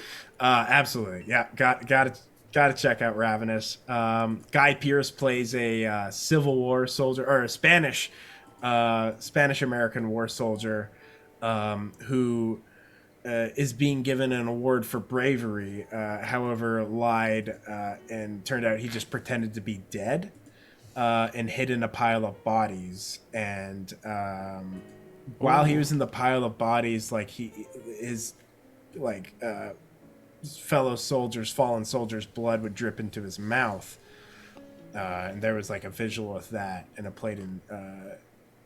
and it cuts to him at the medal ceremony eating this prime rib, and he sees this and it's really bloody, and he just kind of has a panic attack and flips out. And they then find out what he did, that the fact that he's like lying a bit, and they send him into the middle of nowhere, some outpost to help look out after some people. And Robert Carlyle then comes into this outpost all freaked out, like he's been attacked and stuff like that. He describes that he was with like a party similar to like the Dahmer party that was like going from I think Colorado to California, then got caught in the mountains in the winter and had to resort to cannibalism. He implied that something like that was happening, and he was going to take them to it. There's a twist there, big twist. Again, the music plays into this twist, and it is one of the craziest reveals in a movie to me. Like it's not like bending, like wow, this but it is such a well done like twist in this movie and the music, and it is such a creepy little scene that I highly recommend it. Oh. There is cannibalism. There is the idea that feasting on people will give you powers, that kind of thing. Except it is done in an incredibly well done way in the 1800s. It's like an art house cannibal movie. With like a terrific score that's like Reznor-esque, something that we kind of get like the dissonance of like a Reznor score now, but in the 90s. And like that, it's got some great acting. Like you said, Robert Carlyle's in it. Robert Carlyle is a fantastic actor along with Guy Pearce. They did great work here. And as a female director, you don't didn't see that too much in the 90s. Like a female director been given like a movie that's like so gruesome like this, but also so incredibly well done. So props, absolutely 100% go to that. So the movie's fantastic. Recommend it. Sweet, man. Well, I think that was a good one to end on. Right? I think so. It's not sweet back, but damn it, it's a good lower budget movie that no one really talks about in the 90s. The 90s was filled with a lot of bombs. That's fair. That's fair. It was probably a wild time. People were like, we can make whatever we want, and hey, the blow from the 80s was starting to catch up to people, and they're starting to run out of their high concepts, so they're just like, fuck, we need to start doing some other things, take risks, and sometimes risks, they just bomb. Yeah. Fair, man. Well, this one wasn't a bomb. Sounds like it was pretty good. Yeah, it's a great movie. I enjoyed it, but financially, I think I think it was. Well, yeah. It shouldn't have been, but damn it. Yeah. Okay, well, let's stamp it on that. It shouldn't have been a bomb. Boom! Shouldn't have been a bomb. Okay, let's zoom out to that iceberg in general there. Look at that. Oh, yeah. Nice. Okay, well, thanks for making that one. Oh, of course. My pleasure. Nice, man. So I guess that's it for our 90s movie Iceberg for now, anyways. I think so. I think we'll probably visit some more specifics in time and things like that. Absolutely. I'm sure there will be some movies in here that pop up on some of our other lists, as some do. They just kind of cross over and whatnot. I'm sure we'll talk about Bruce Willis again. Boy, if we ever wanted to... We didn't talk about Michael Broderick today. Matthew Broderick? No, Matthew Broderick talk. Although we are still on our campaign to put Matthew Broderick, the murderer, Matthew Broderick, behind bars. Yeah, man. And we will not stop until behind bars. I won't. Night and day. Yeah, you better run, buddy. Right? We're catching up. Oh boy. Cool. Okay. Well, yeah. Thanks. Oh, my pleasure, Parker. Thanks for doing this. What's the Wi-Fi? Not as lucky anymore this time. Oh, that's okay. But you've done pretty well today in general. It wasn't like last time. Yeah. Oh boy. Cool. Well, we're gonna be streaming next on Saturday. Hey. Looking forward to it. Absolutely. Saturday we're gonna go late. I think we're gonna do some really fun stuff for that one. Look forward to it. Yeah. Definitely tune in. There's gonna be some new exciting things. Yeah, if you have any suggestions of what you want us to do on stream, just hit us up in our Discord. The link down below. The Discord is approved. It's been stamped. So. Boom! Yeah, gotta go one more time. Loving this. Boom. Oh yeah. It's been stamped. Stamp everything. Woo! Yeah, but thanks so much for joining us, everybody. Thanks for chatting with everyone. us. Thanks for hanging out. And absolutely. Yeah, we look forward to... What's the Wi-Fi? Thanks a bunch. Yeah, we had a few people, Cashew and Cheese. We had Field Runner in here. Field Runner, absolutely. Date Mike. Mike.